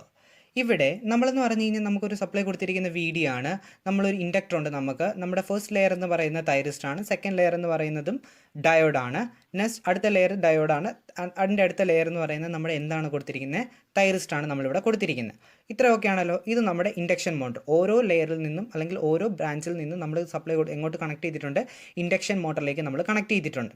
നമ്മുടെ സപ്ലൈ കറണ്ട് എന്ന് പറയുന്നത് ID ആണ്. LD എന്ന് പറയുന്നത് നമ്മൾ പറഞ്ഞ ഡ്യൂട്ട് തന്നെ ഇൻഡക്ടറാണ്. ഫിൽറ്റേഴ്സിന് വേണ്ടിയാണ് നമ്മൾ ഇൻഡക്ടർ ഇവിടെ യൂസ് ചെയ്തിരിക്കുന്നത്. ഓക്കെ, ഇനി നമ്മൾ കറന്റ് സോഴ്സ് ഇൻവെർട്ടർ പറയുന്നതിന് മുന്നേ നമുക്കറിയാം റോട്ടറിൽ നമ്മളൊരു ടോർക്ക് ഡെവലപ്പ് ചെയ്യുന്നുണ്ടെന്ന് പറയും. ഈ ടോർക്ക് ഡെവലപ്പ് ചെയ്യുന്നത് മൂലം തന്നെ നമ്മുടെ ഈ മോട്ടറിൻ്റെ സ്പീഡിനെ നമ്മൾ കൺട്രോൾ ചെയ്യുന്നത് എങ്ങനെയാണെന്ന് ചോദിച്ചു കഴിഞ്ഞാൽ സ്റ്റേറ്റർ കറണ്ട് കൺട്രോൾ ഉപയോഗിച്ചുകൊണ്ടാണ് നമ്മളിവിടെ കൺട്രോൾ ചെയ്യുന്നത്. സ്റ്റേറ്റർ വോൾട്ടേജ് കൺട്രോളിനെക്കാട്ടിലും നമ്മൾ സ്റ്റേറ്റർ കറണ്ട് കൺട്രോളാണ് ഇവിടെ യൂസ് ചെയ്യുന്നത്. റീസൺ ഒന്നുമില്ല, കാരണം മോട്ടറിൽ ഇവിടുത്തെ സ്പീഡ് ടോർക്ക് ക്യാരക്ടറിസ്റ്റിക്സ് ആണ് I1 കറണ്ടിനെക്കാട്ടിലും I1 എന്തായിരിക്കും? I2 എന്ന് പറയുന്നത് കുറവായിരിക്കും. I2 എന്ന് പറയുന്നതിനേക്കാട്ടിൽ കുറവായിരിക്കും I3, I3യെക്കാട്ടിൽ കുറവായിരിക്കും I4. അപ്പോൾ I1 കറണ്ടിനെക്കാട്ടിൽ ഏറ്റവും കുറവ് കറണ്ട് പോകുന്ന I4 ആയിരിക്കും. അത് ഓരോ തൈറിസ്റ്ററിൻ്റെ വർക്കിംഗ് വെച്ചിട്ടാണ് ഇത് പറഞ്ഞിരിക്കുന്നത്. ഓക്കെ, ഇനി നമ്മളാണെന്നുണ്ടെങ്കിൽ ഓപ്പറേറ്റിംഗ് കോൺസ്റ്റൻറ്റ് ഫ്ലെക്സിലാണ് ഇതിനെ ഓപ്പറേറ്റ് ചെയ്യുന്നതെന്നുണ്ടെങ്കിൽ നമുക്ക് മോസ്റ്റ്ലി അൺസ്റ്റേബിൾ റീജിയൺ ആയിരിക്കും ഏതിനകത്ത് കിട്ടുന്നത്? ടോർക്ക് സ്പീഡ് ക്യാരക്ടറിസ്റ്റിക്സിനകത്ത് നമുക്ക് കിട്ടുന്നത്. ഓക്കെ ആണല്ലോ. ഇനിയും നമ്മൾ മുമ്പേ പറഞ്ഞ പോലെ തന്നെ നമുക്കൊരു 3 ഫേസ് ഇൻഡക്ഷൻ മോട്ടറിൽ നിന്ന് കോൺസ്റ്റൻറ്റ് കറണ്ടിനെ നമുക്ക് ഒബ്റ്റെയിൻ ചെയ്യാൻ പറ്റും. ഈ ഒരു 3 ഫേസ് എന്ത് യൂസ് ചെയ്യുന്നത് മൂലം? ഇൻവെർട്ടർ യൂസ് ചെയ്യുന്നത് മൂലം നമുക്ക് പറ്റും. കറണ്ട് സോഴ്സ് ഇൻവെർട്ടറിനകത്ത് മെയിൻലി നമുക്ക് രണ്ട് കോൺഫിഗറേഷനാണ് നമുക്ക് യൂസ് ചെയ്യാൻ പറ്റുന്നത്. ഒന്നെന്ന് പറഞ്ഞു കഴിഞ്ഞാൽ when A source is available is DC source, രണ്ടാമത്തെ AC സോഴ്സ് അവൈലബിൾ ആവുന്ന കണ്ടീഷൻ. ഓക്കെ, ഇനി ഞാൻ പറയുന്ന കാര്യം നോക്കിക്കോളാം. When source available is DC source, ആദ്യത്തെ കണ്ടീഷനാണ്. നമ്മൾ അവൈലബിൾ ആവും, DC സോഴ്സ് ആണ് അവൈലബിൾ എങ്കിൽ നമ്മൾ ഒരു DC സപ്ലൈ ആണ് കൊടുക്കുന്നത്. അപ്പോൾ എന്ത് ചെയ്യും, ചോപ്പറുണ്ട്, ചോപ്പറിൽ നിന്ന് നമ്മൾ നേരെ കൊടുത്തിരിക്കുന്ന എന്തിലേക്കാണ്, കറണ്ട് സോഴ്സ് ഇൻവെർട്ടറിലേക്കാണ്. കറണ്ട് സോഴ്സ് ഇൻവെർട്ടറിൽ നിന്ന് നമ്മൾ കൊടുത്തിരിക്കുന്നത് ഇൻഡക്ഷൻ മോട്ടറിലേക്കാണ് നമ്മൾ കൊടുത്തിരിക്കുന്നത്. സോ ഇത്രയും കാര്യങ്ങൾ എഴുതുക. ഇനി ഇവിടെ നമ്മൾ എഴുതേണ്ട കാര്യം, ചോപ്പർ എന്ന് പറയുന്ന DC സോഴ്സിൽ നിന്നും ഇൻവെർട്ടറിൻ്റെയും കറണ്ട് സോഴ്സിൻ്റെ ഇൻവെർട്ടറിൻ്റെ ഇടയിലായിട്ടാണ് നമ്മൾ ചോപ്പറും അതുപോലെ തന്നെ ഇൻഡക്ടറും DC ലിങ്കും നമ്മൾ കണക്ട് ചെയ്തിരിക്കുന്നത്. ഇതാണ് ഒരു DC സോഴ്സ് അവൈലബിൾ ആകുമ്പോൾ ഉള്ള ഫിഗർ. ഇനിയും AC സോഴ്സ് ആണ് അവൈലബിൾ എങ്കിൽ നമുക്ക് രണ്ട് കണ്ടീഷനുണ്ട്. ഒന്നൊരു തൈറിസ്റ്റർ വെച്ചുള്ള കണ്ടീഷനും ഒരു ഡയോഡ് വെച്ചുള്ള കണ്ടീഷനും. രണ്ടിനും നമ്മൾ കൊടുക്കുന്ന 3 ഫേസ് AC സപ്ലൈ ആയിരിക്കും രണ്ടിനും നമ്മൾ കൊടുക്കുന്ന സപ്ലൈ എന്ന് പറയുന്നത്. ഇൻ ബിറ്റ്വീൻ നമ്മളൊരു ഇൻഡക്ടർ ഉണ്ട്, പക്ഷേ ഡയോഡ് യൂസ് ചെയ്യുമ്പോൾ ഒരു ഫ്രീ വീലിംഗ് ഡയോഡ് യൂസ് ചെയ്യുന്നുണ്ട്. കാരണം ഇവിടെ എന്തായിരുന്നു, തൈറിസ്റ്റർ ഓൾറെഡി ഉണ്ടായിരുന്നു. ഇവിടെ ഒരു ഫ്രീ വീലിംഗ് ഡയോഡ് നമ്മൾ യൂസ് ചെയ്യുന്നുണ്ട്, പ്ലസ് കറണ്ട് സോഴ്സ് ഇൻവെർട്ടർ, പിന്നെ ഇൻഡക്ഷൻ മോട്ടർ. ഇത്രയും കാര്യങ്ങളാണ് ഈ രണ്ട് കേസസിൽ പറയുന്നത്. Okay, about current source inverter FET induction motor drive, we already discussed some of the important points which is necessary for current source inverter FET induction motor drive. Here നമ്മൾ കുറച്ച് application രീതിയിൽ പറഞ്ഞു കഴിഞ്ഞാൽ വേരിയബിൾ ഫ്രീക്വൻസി, വേരിയബിൾ വോൾട്ടേജ് നമുക്ക് induction മോട്ടറിൽ നിന്ന് acquire ചെയ്യാൻ അല്ലെങ്കിൽ obtain ചെയ്യാൻ വേണ്ടിയുള്ള ഒരു മെത്തേഡാണ് current source inverter fed induction motor drive എന്ന് നമ്മൾ ഉദ്ദേശിക്കുന്നത്. ഇതിൽ നമുക്ക് ഇമ്പോർട്ടൻ്റ് ആയിട്ട് രണ്ട് മെത്തേഡുകൾ അതിനകത്ത് പറയുന്നുണ്ട്. ഒന്നെന്ന് പറഞ്ഞാൽ DC സോഴ്സ് അവൈലബിൾ ആകുമ്പോഴും അതുപോലെ തന്നെ AC സോഴ്സ് അവൈലബിൾ ആകുന്ന കണ്ടീഷനിലും. അതിൻ്റെ ജസ്റ്റ് ഒരു ഫിഗർ വിത്ത് എക്സ്പ്ലനേഷൻ നമ്മൾ പറഞ്ഞു. അതുപോലെ തന്നെ നമ്മുടെ കറണ്ട് സോഴ്സ് ഇൻവെർട്ടർ എന്താണ്, അതിൻ്റെ ആ ഒരു ആപ്ലിക്കേഷൻ എന്താണ് എന്ന് നമ്മൾ പറഞ്ഞു. So this is all about current source inverter fed induction motor drive. Thank you. Hi guys, I'm Ashwin. I'm going to taking a video lecture based on VSI. VSI means a voltage source inverter. ഈ voltage source ഇൻവെർട്ടറിനെ പഠിക്കുന്നതിന് മുന്നായിട്ട് നമുക്ക് inverter എന്താണെന്ന് അറിഞ്ഞിരിക്കാം അല്ലേ.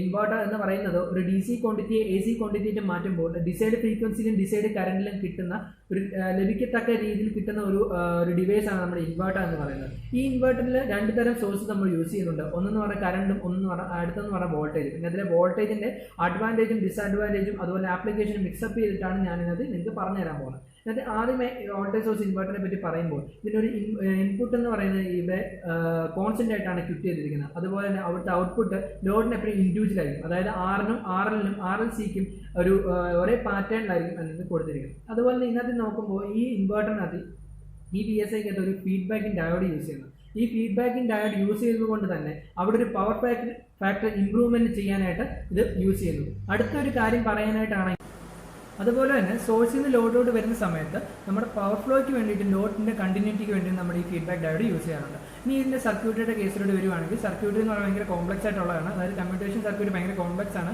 അതുപോലെ തന്നെ ഇവിടുത്തെ തൈറിസ്റ്ററും കപ്പാസിറ്ററും എന്ന് പറയുന്നത് നമ്മുടെ വോൾട്ടേജ് സോഴ്സിന് പാരലായിട്ടാണ് കണക്ട് ചെയ്തിരിക്കുന്നത്. ഇനി ഒരു വേറൊരു കേസ് എന്ന് പറയുന്നത് VSIയിൽ ഔട്ട്പുട്ട് കറണ്ട് എന്ന് പറയുന്ന ലോഡിന് എപ്പോഴും വേരി ചെയ്തിരിക്കും. അതുകൊണ്ട് തന്നെ അവിടുത്തെ ആറിന് കിട്ടുന്ന ലോഡ് കറണ്ട് ആയിരിക്കില്ല RLന് കിട്ടുന്നത്, അതുപോലെ RLന് കിട്ടുന്ന ലോഡ് കറണ്ട് ആയിരിക്കില്ല RLC കിട്ടുന്നത്.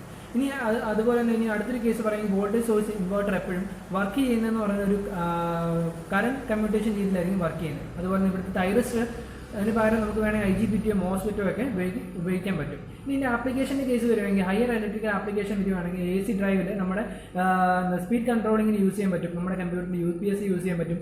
അതുപോലെ തന്നെ HVDC ലിങ്ക് അതുപോലെയൊക്കെ ഇതുപോലുള്ള സംഭവങ്ങളിലൊക്കെ നമുക്ക് യൂസ് ചെയ്യാൻ പറ്റും. ഇത്രയേ ഉള്ളൂ VSIയെ കുറിച്ച് പറയാൻ. Thank you. I'm Joel Elizabeth, student XSEE S90 Adur. Today I am going to discuss about the topic field orientation control or vector control. Field orientation control എന്ന് വെച്ചാൽ ഒരു 3-phase ഇൻഡക്ഷൻ മോട്ടോർ ഡ്രൈവിൻ്റെ സ്റ്റേറ്ററിലുള്ള വേരിയബിൾ ഫ്രീക്വൻസിയെ രണ്ട് orthogonal components ഉപയോഗിച്ച് control ചെയ്യാനുള്ള ടെക്നിക്കാണ് field orientation control അല്ലെങ്കിൽ vector control. It is of 2 types. ഒന്ന് direct vector control, രണ്ടാമത്തേത് indirect vector control. First we are going to discuss about direct vector control. Direct vector control. ഇവിടെ നമുക്കറിയാം ഒരു DC supply കൊടുക്കുന്നുണ്ട്. അപ്പം DC supply കൊടുക്കുമ്പോൾ എന്ത് ചെയ്യും, ഇൻഡക്ഷൻ മോട്ടർ റൺ ചെയ്യും. അപ്പോൾ ഇൻഡക്ഷൻ മോട്ടർ റൺ ചെയ്യുമ്പോഴുള്ള സ്പീഡ് ടാക്കോമീറ്റർ സെൻസ് ചെയ്യും. അപ്പോൾ ടാക്കോമീറ്റർ സെൻസ് ചെയ്തിട്ട് ആ സ്പീഡിനെ എവിടോട്ട് കൊടുക്കും, കമ്പറേറ്ററിലോട്ട് കൊടുക്കും. അതെന്ന് വെച്ചാൽ ആക്ച്വൽ സ്പീഡാക്കി ആക്ച്വൽ സ്പീഡിനെ കമ്പറേറ്ററിലോട്ട് കൊടുക്കും. കമ്പറേറ്റർ എന്ത് ചെയ്യും, ആക്ച്വൽ സ്പീഡിനെയും ഇവിടെ നിന്നുള്ള റെഫറൻസ് സ്പീഡിനെയും കൂടെ കമ്പയർ ചെയ്തിട്ട് അതിൻ്റെ ഔട്ട്പുട്ട് എങ്ങോട്ട് കൊടുക്കും, PI കൺട്രോളറിലോട്ട് കൊടുക്കും. അതുപോലെ തന്നെ ഈ മോട്ടർ റൺ ചെയ്യുമ്പോഴുള്ള മോട്ടറിൻ്റെ ടർബിൻ്റെ വോൾട്ടേജും മോട്ടറിൻ്റെ കറണ്ടും സെൻസ് ചെയ്തിട്ട് അത് ABC to DQ ട്രാൻസ്ഫോർമേഷൻ ബ്ലോക്കിലോട്ട് കൊടുക്കും. അതിൻ്റെ ഔട്ട്പുട്ടായിട്ടുള്ള IQ ആക്ച്വൽ ഈ കമ്പറേറ്ററിലോട്ട് കൊടുക്കും, ID ആക്ച്വൽ ഈ കമ്പറേറ്ററിലോട്ടും കൊടുക്കും. അപ്പോൾ ഈ PI കൺട്രോളിൻ്റെ ഔട്ട്പുട്ടായിട്ടുള്ള IQ റെഫറൻസും ഇവിടെ നിന്നുള്ള IQ ആക്ച്വലിനെയും കൂടെ കമ്പയർ ചെയ്തിട്ട് അതിൻ്റെ ഔട്ട്പുട്ടിനെ PI കൺട്രോളിലോട്ട് കൊടുക്കും. ആ PI കൺട്രോളിൻ്റെ output DQ to ABC transformation ബ്ലോക്കിലോട്ട് കൊടുക്കും. അതുപോലെ തന്നെ ഈ ID റെഫറൻസും ID ആക്ച്വലും കമ്പറേറ്റർ ഉപയോഗിച്ച് കമ്പയർ ചെയ്തിട്ട് അവിടെ കിട്ടുന്ന അതിൻ്റെ ഔട്ട്പുട്ടിനെ എന്ത് ചെയ്യും, PI കൺട്രോളിലോട്ട് കൊടുക്കും. PI കൺട്രോളിൻ്റെ output DQ to ABC transformation ബ്ലോക്കിലോട്ട് കൊടുക്കും. ഈ DQ to ABC ട്രാൻസ്ഫോർമേഷൻ ബ്ലോക്കിൻ്റെ ഔട്ട്പുട്ട് എന്ന് പറയുന്നത് 3 ഫേസ് കറണ്ട് ആയിരിക്കും. അതായത് IA, IB, IC പോലുള്ള 3 ഫേസ് കറണ്ട്സ് ആയിരിക്കും. അപ്പോൾ അത് ഫയറിംഗ് പൾസ് ജനറേറ്ററിലോട്ട് കൊടുക്കുമ്പോൾ ഫയറിംഗ് പൾസ് ജനറേറ്റർ എന്ത് ചെയ്യും, ഫയറിംഗ് പൾസ് പ്രൊഡ്യൂസ് ചെയ്യും. ആ ഫയറിംഗ് പൾസ് ഉപയോഗിച്ച് 3 ഫേസ് ഇൻവെർട്ടർ വർക്ക് ചെയ്തിട്ട് ഡിസൈഡ് ഫ്ലക്സിനെയും ടോർക്കിനെയും പ്രൊഡ്യൂസ് ചെയ്യും. ഇനി അടുത്തതെന്ന് പറയുന്നത് ഇൻഡയറക്റ്റ് വെക്ടർ കൺട്രോളാണ്. ഇൻഡയറക്റ്റ് വെക്ടർ കൺട്രോളിനകത്ത് ആകെ ഒരേ ഒരു വ്യത്യാസമേ ഉള്ളൂ. നമ്മൾ ഡയറക്റ്റിനകത്ത് ടാക്കോമീറ്റർ യൂസ് ചെയ്യുന്നുണ്ട്. അത് ഇൻഡയറക്റ്റ് വന്നപ്പോൾ എന്തോ ഡയറക്റ്റ് നമ്മൾ ABC to DQ ട്രാൻസ്ഫോർമേഷൻ ബ്ലോക്കിലോട്ട് കൊടുത്തിരിക്കുക, ടാക്കോമീറ്റർ ഇവിടെ യൂസ് ചെയ്യുന്നില്ല. അപ്പോൾ അതാണ് ഇൻഡയറക്റ്റ് വെക്ടർ കൺട്രോളിനകത്തിൽ ആകെ ഒരു ഡിഫറൻസ് എന്ന് വെച്ചാൽ ടാക്കോമീറ്റർ യൂസ് ചെയ്യുന്നില്ല. പകരം ഇവിടെ ചെയ്യുന്നതെന്ന് വെച്ചാൽ മോട്ടറിൻ്റെ കറണ്ടും മോട്ടറിൻ്റെ ടെർമിനൽ വോൾട്ടേജും നമ്മൾ സെൻസ് ചെയ്യുന്നുണ്ട്. അപ്പോൾ അതിൽ നിന്നാണ് നമ്മൾ സ്പീഡിനെ കാൽക്കുലേറ്റ് ചെയ്ത് എടുക്കുന്നത്. ആപ്ലിക്കേഷൻ ഓഫ് FOC എന്ന് പറയുമ്പം മെയിനായിട്ട് അത് നമ്മൾ യൂസ് ചെയ്യുന്നത് 3 ഫേസ് മെഷീൻ്റെ സ്റ്റെപ്പർ മോട്ടറിൻ്റെയും ടോർക്കിനെ കൺട്രോൾ ചെയ്യാൻ വേണ്ടിയാണ് FOC യൂസ് ചെയ്യുന്നത്. Hi guys, I am Drishya. I am from XSEE. I am going to talk about synchronous motor drives. We all know that synchronous motor drives are a close competition to induction motor drives in many industrial applications. They are generally more expensive than induction motor drives. അപ്പോൾ നമുക്കറിയാവുന്നൊരു കാര്യമാണ്, synchronous motor drives എന്ന് വെച്ചാൽ induction motor ഡ്രൈവ്സിനേക്കാളും expensive ആണ്. അപ്പം ഇതിനെ നമ്മുടെ induction motor ഡ്രൈവ്സിനെ അപേക്ഷിച്ച് synchronous motor ഡ്രൈവിനുള്ള advantage എന്ന് പറയുന്നത് ഇതിൻ്റെ എഫിഷ്യൻസി വളരെ കൂടുതലായിരിക്കും, which tends to lower the total life cycle cost. And synchronous motor drives applications നമ്മൾ കൂടുതലായിട്ടും സിങ്ക്രണസ് മോട്ടോർ ഡ്രൈവ്സ് യൂസ് ചെയ്യുന്നത് കംപ്രസേഴ്സിൽ യൂസ് ചെയ്യുന്നുണ്ട്. ഹൈ സ്പീഡ് ഹൈ പവർ കംപ്രസേഴ്സിൽ നമ്മൾ ഈ സിങ്ക്രണസ് മോട്ടോർ ഡ്രൈവ് യൂസ് ചെയ്യുന്നുണ്ട്. അതുപോലെ തന്നെ ബ്ലോവേഴ്സ്, റോബോട്ടിക് ഡ്രൈവ്സിൽ, നമ്മുടെ ടെക്സ്റ്റൈൽസിൽ, പേപ്പർ മിൽസിൽ, ഇലക്ട്രിക് വെഹിക്കിൾസിൽ എല്ലാം നമ്മൾ സിങ്ക്രണസ് മോട്ടോർ ഡ്രൈവ്സ് യൂസ് ചെയ്യുന്നുണ്ട്. ഇനിയും അടുത്തതായിട്ട് നമ്മൾ ഡിസ്കസ് ചെയ്യാൻ പോകുന്നത് advantages of synchronous motor drives ആണ്. അപ്പം ഇതിൻ്റെ അഡ്വാൻറ്റേജസ് എന്ന് പറയുന്നത് they are robust in construction. According to induction motor drive, synchronous motor drive has smooth and noiseless operation, high efficiency and high power density, fast transient response. അപ്പം നമ്മുടെ induction motor ഡ്രൈവിനെ അപേക്ഷിച്ച് synchronous motor ഡ്രൈവിന് വളരെയധികം advantages ഉണ്ട്. അപ്പോൾ ഇതൊക്കെയാണ് ഇതിൻ്റെ advantages എന്ന് പറയുന്നത്. അടുത്തായിട്ട് നമ്മൾ ഡിസ്കസ് ചെയ്യാൻ പോകുന്നത് basic principle of operation of synchronous മോട്ടറാണ്. അപ്പോൾ സിങ്ക്രണസ് മോട്ടറാണെങ്കിൽ 2 വൈൻഡിങ്സ് ആണുള്ളത്. One on the stator is the 3 phase armature winding and other on the rotor is the field winding. The 3 phase stator armature winding carries 3 phase balanced current. It creates its own rotating armature MMF, that is synchronous speed. The field or the rotating winding is excited with DC produced field MMF. This 2 MMF drives to produce torque. A synchronous motor runs at 0 speed, that is synchronous speed always. അപ്പം synchronous സ്പീഡിൻ്റെ ഇക്വേഷനാണ് NS = 120F/P. അപ്പം നമുക്ക് ഇതിൽ ഈ ഇക്വേഷനിൽ നിന്ന് മനസ്സിലാവുന്ന ഒരു കാര്യം, സിങ്ക്രണസ് സ്പീഡിനെ നമുക്ക് ചേഞ്ച് ചെയ്യണമെങ്കിൽ ഒന്നിൽ ഫ്രീക്വൻസി ചേഞ്ച് ചെയ്യണം, സപ്ലൈ ഫ്രീക്വൻസി നമ്മൾ ചേഞ്ച് ചെയ്യണം. പിന്നെ സിങ്ക്രണസ് മോട്ടർ ആണെങ്കിൽ സെൽഫ് സ്റ്റാർട്ടിങ് അല്ല. ഇനി അടുത്തത് ടൈപ്സ് ഓഫ് സിങ്ക്രണസ് മോട്ടോഴ്സ് ആണ്. അപ്പം 4 ടൈപ്സ് ഉണ്ട്. വൺ ഫീൽഡ് സിങ്ക്രണസ് മോട്ടർ അല്ലെങ്കിൽ വൺ ഫീൽഡ് സിങ്ക്രണസ് മോട്ടർ ഉണ്ട്. അതിന് 2 ടൈപ്സ് ആണ്, സിലിണ്ട്രിക്കൽ ആൻഡ് സാലിൻ പോൾ. രണ്ടാമത്തെ ടൈപ്പാണ് permanent magnet synchronous motor. Third ടൈപ്പാണ് സിങ്ക്രണസ് റിലക്റ്റൻസ് മോട്ടർ ഉണ്ട്. ഫോർത്ത് വണ്ണാണ് hysteresis synchronous motor.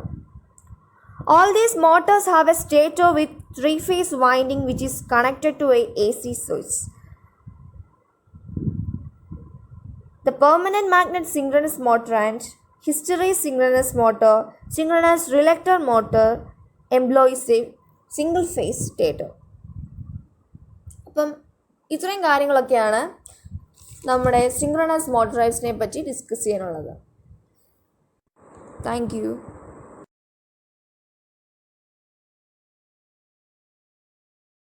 Hi, I am Shilpa Krishnadas, student of S6EEE at SNIT Adur. Electric drives എന്ന സബ്ജക്റ്റിന്റെ online അസൈൻമെന്റിന്റെ പാർട്ടായി ഞാൻ ചൂസ് ചെയ്തിരിക്കുന്ന topic permanent magnet synchronous motor drives simply PMSM ഡ്രൈവ്സിനെ പറ്റി explain ചെയ്യാനാണ്. What is A permanent magnet synchronous motor? ഇതൊരു AC synchronous മോട്ടറാണ്. But ഇതിന്റെ റോട്ടറിൽ DC field winding replace ചെയ്തിട്ട് നമ്മൾ permanent മാഗ്നറ്റിനെയാണ് place ചെയ്തിട്ടുള്ളത്. സ്റ്റേറ്ററിലാണെങ്കിൽ സ്റ്റേറ്റർ സ്ലോട്ട്സുകളില്ലേ, അതിനുള്ളിൽ നമ്മൾ 3 ഫേസ് വൈൻഡിങ് ആണ് പ്ലേസ് ചെയ്തിട്ടുള്ളത്. ആ 3 ഫേസ് വൈൻഡിങ് 3 ഫേസ് സപ്ലൈയുമായിട്ട് കണക്ട് ചെയ്തിട്ടുണ്ട്. അങ്ങനെ കണക്ട് ചെയ്യുമ്പോൾ നമുക്ക് സ്റ്റേറ്ററിൽ ഒരു റൊട്ടേറ്റിംഗ് മാഗ്നറ്റിക് ഫീൽഡ് കിട്ടും. റോട്ടറിൽ ഒരു പെർമനന്റ് മാഗ്നറ്റ് ആണല്ലോ വെച്ചിട്ടുള്ളത്, അതുകൊണ്ട് തന്നെ റോട്ടറിൽ കോൺസ്റ്റന്റ് മാഗ്നറ്റിക് ഫീൽഡ് ആണ് കിട്ടുന്നത്. ക്ലാസിഫിക്കേഷനിലോട്ട് വരുവാണെങ്കിൽ based on the construction of റോട്ടറിന്റെ കൺസ്ട്രക്ഷന്റെ ബേസിൽ 2 ടൈപ്സ് ഉണ്ട്. First one interior permanent magnet motor and the second one surface mounted permanent magnet motor. What is interior permanent magnet motor? ഇവിടെ റോട്ടർ സ്ലോട്ട്സിനുള്ളിലാണ് പെർമനന്റ് മാഗ്നറ്റ് വെച്ചിട്ടുള്ളത്. ഇത് ഹൈ പവർ ആപ്ലിക്കേഷൻസിന് use ചെയ്യാൻ പറ്റും.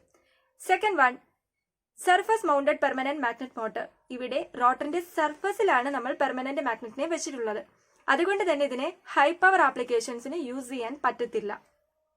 Second classification is based on which type of voltage is induced in the stator. സ്റ്റേറ്ററിൽ induce ചെയ്യപ്പെടുന്ന വോൾട്ടേജിന്റെ നേച്ചറിനനുസരിച്ചിട്ടാണ് അടുത്ത ക്ലാസിഫിക്കേഷൻ. അവിടെ 2 ടൈപ്സ് ആണുള്ളത്, sinusoidal PMAC motor and the second one trapezoidal PMAC motor. What is sinusoidal PMAC motor? ഇവിടെ sine വേവിന്റെ ഷേപ്പിലുള്ള വോൾട്ടേജ് ആണ് സ്റ്റേറ്ററിലേക്ക് ഇൻഡ്യൂസ് ചെയ്യപ്പെടുന്നത്. And the second one trapezoidal PMAC motor അഥവാ DC ബ്രഷ്ലെസ് മോട്ടർ. ഇവിടെ ട്രാപ്പിസോയിഡൽ നേച്ചറിലുള്ള വോൾട്ടേജ് ആണ് സ്റ്റേറ്ററിൽ ഇൻഡ്യൂസ് ചെയ്യപ്പെടുന്നത്. ഇനി നമുക്കറിയാം, ഇത് സെൽഫ് സ്റ്റാർട്ടിംഗ് അല്ല PMAC മോട്ടോഴ്സ്. അതിനെ സെൽഫ് സ്റ്റാർട്ടിംഗ് ചെയ്യാൻ ഡാംബർ വൈൻഡിങ്സ് ഒന്നും അല്ല ഉപയോഗിക്കുന്നത്, ഒരു വേരിയബിൾ ഫ്രീക്വൻസി AC സോഴ്സ് ആണ് ഉപയോഗിക്കുന്നത്. ഇനി പെർമനന്റ് മാഗ്നറ്റ് യൂസ് ചെയ്യുമ്പോൾ ഒരുപാട് ആപ്ലിക്കേഷൻസ് ഉണ്ട്. ഇതിന് ഇവിടെ കോപ്പർ ലോസ് എലിമിനേറ്റ് ആവുന്നു, high efficiency, high torque, low ഇനേഷ്യ, ഇതൊക്കെയാണ് ഇതിന്റെ പ്രത്യേകതകൾ. അതുകൊണ്ട് തന്നെ ഇത് ഇൻഡസ്ട്രിയൽ ആപ്ലിക്കേഷൻസിലും റോബോട്ടിക്സിലും അതുപോലെ തന്നെ ഹൈ പവർ ആപ്ലിക്കേഷൻസിലും ഒക്കെ യൂസ് ചെയ്യാറുണ്ട്. Thank you.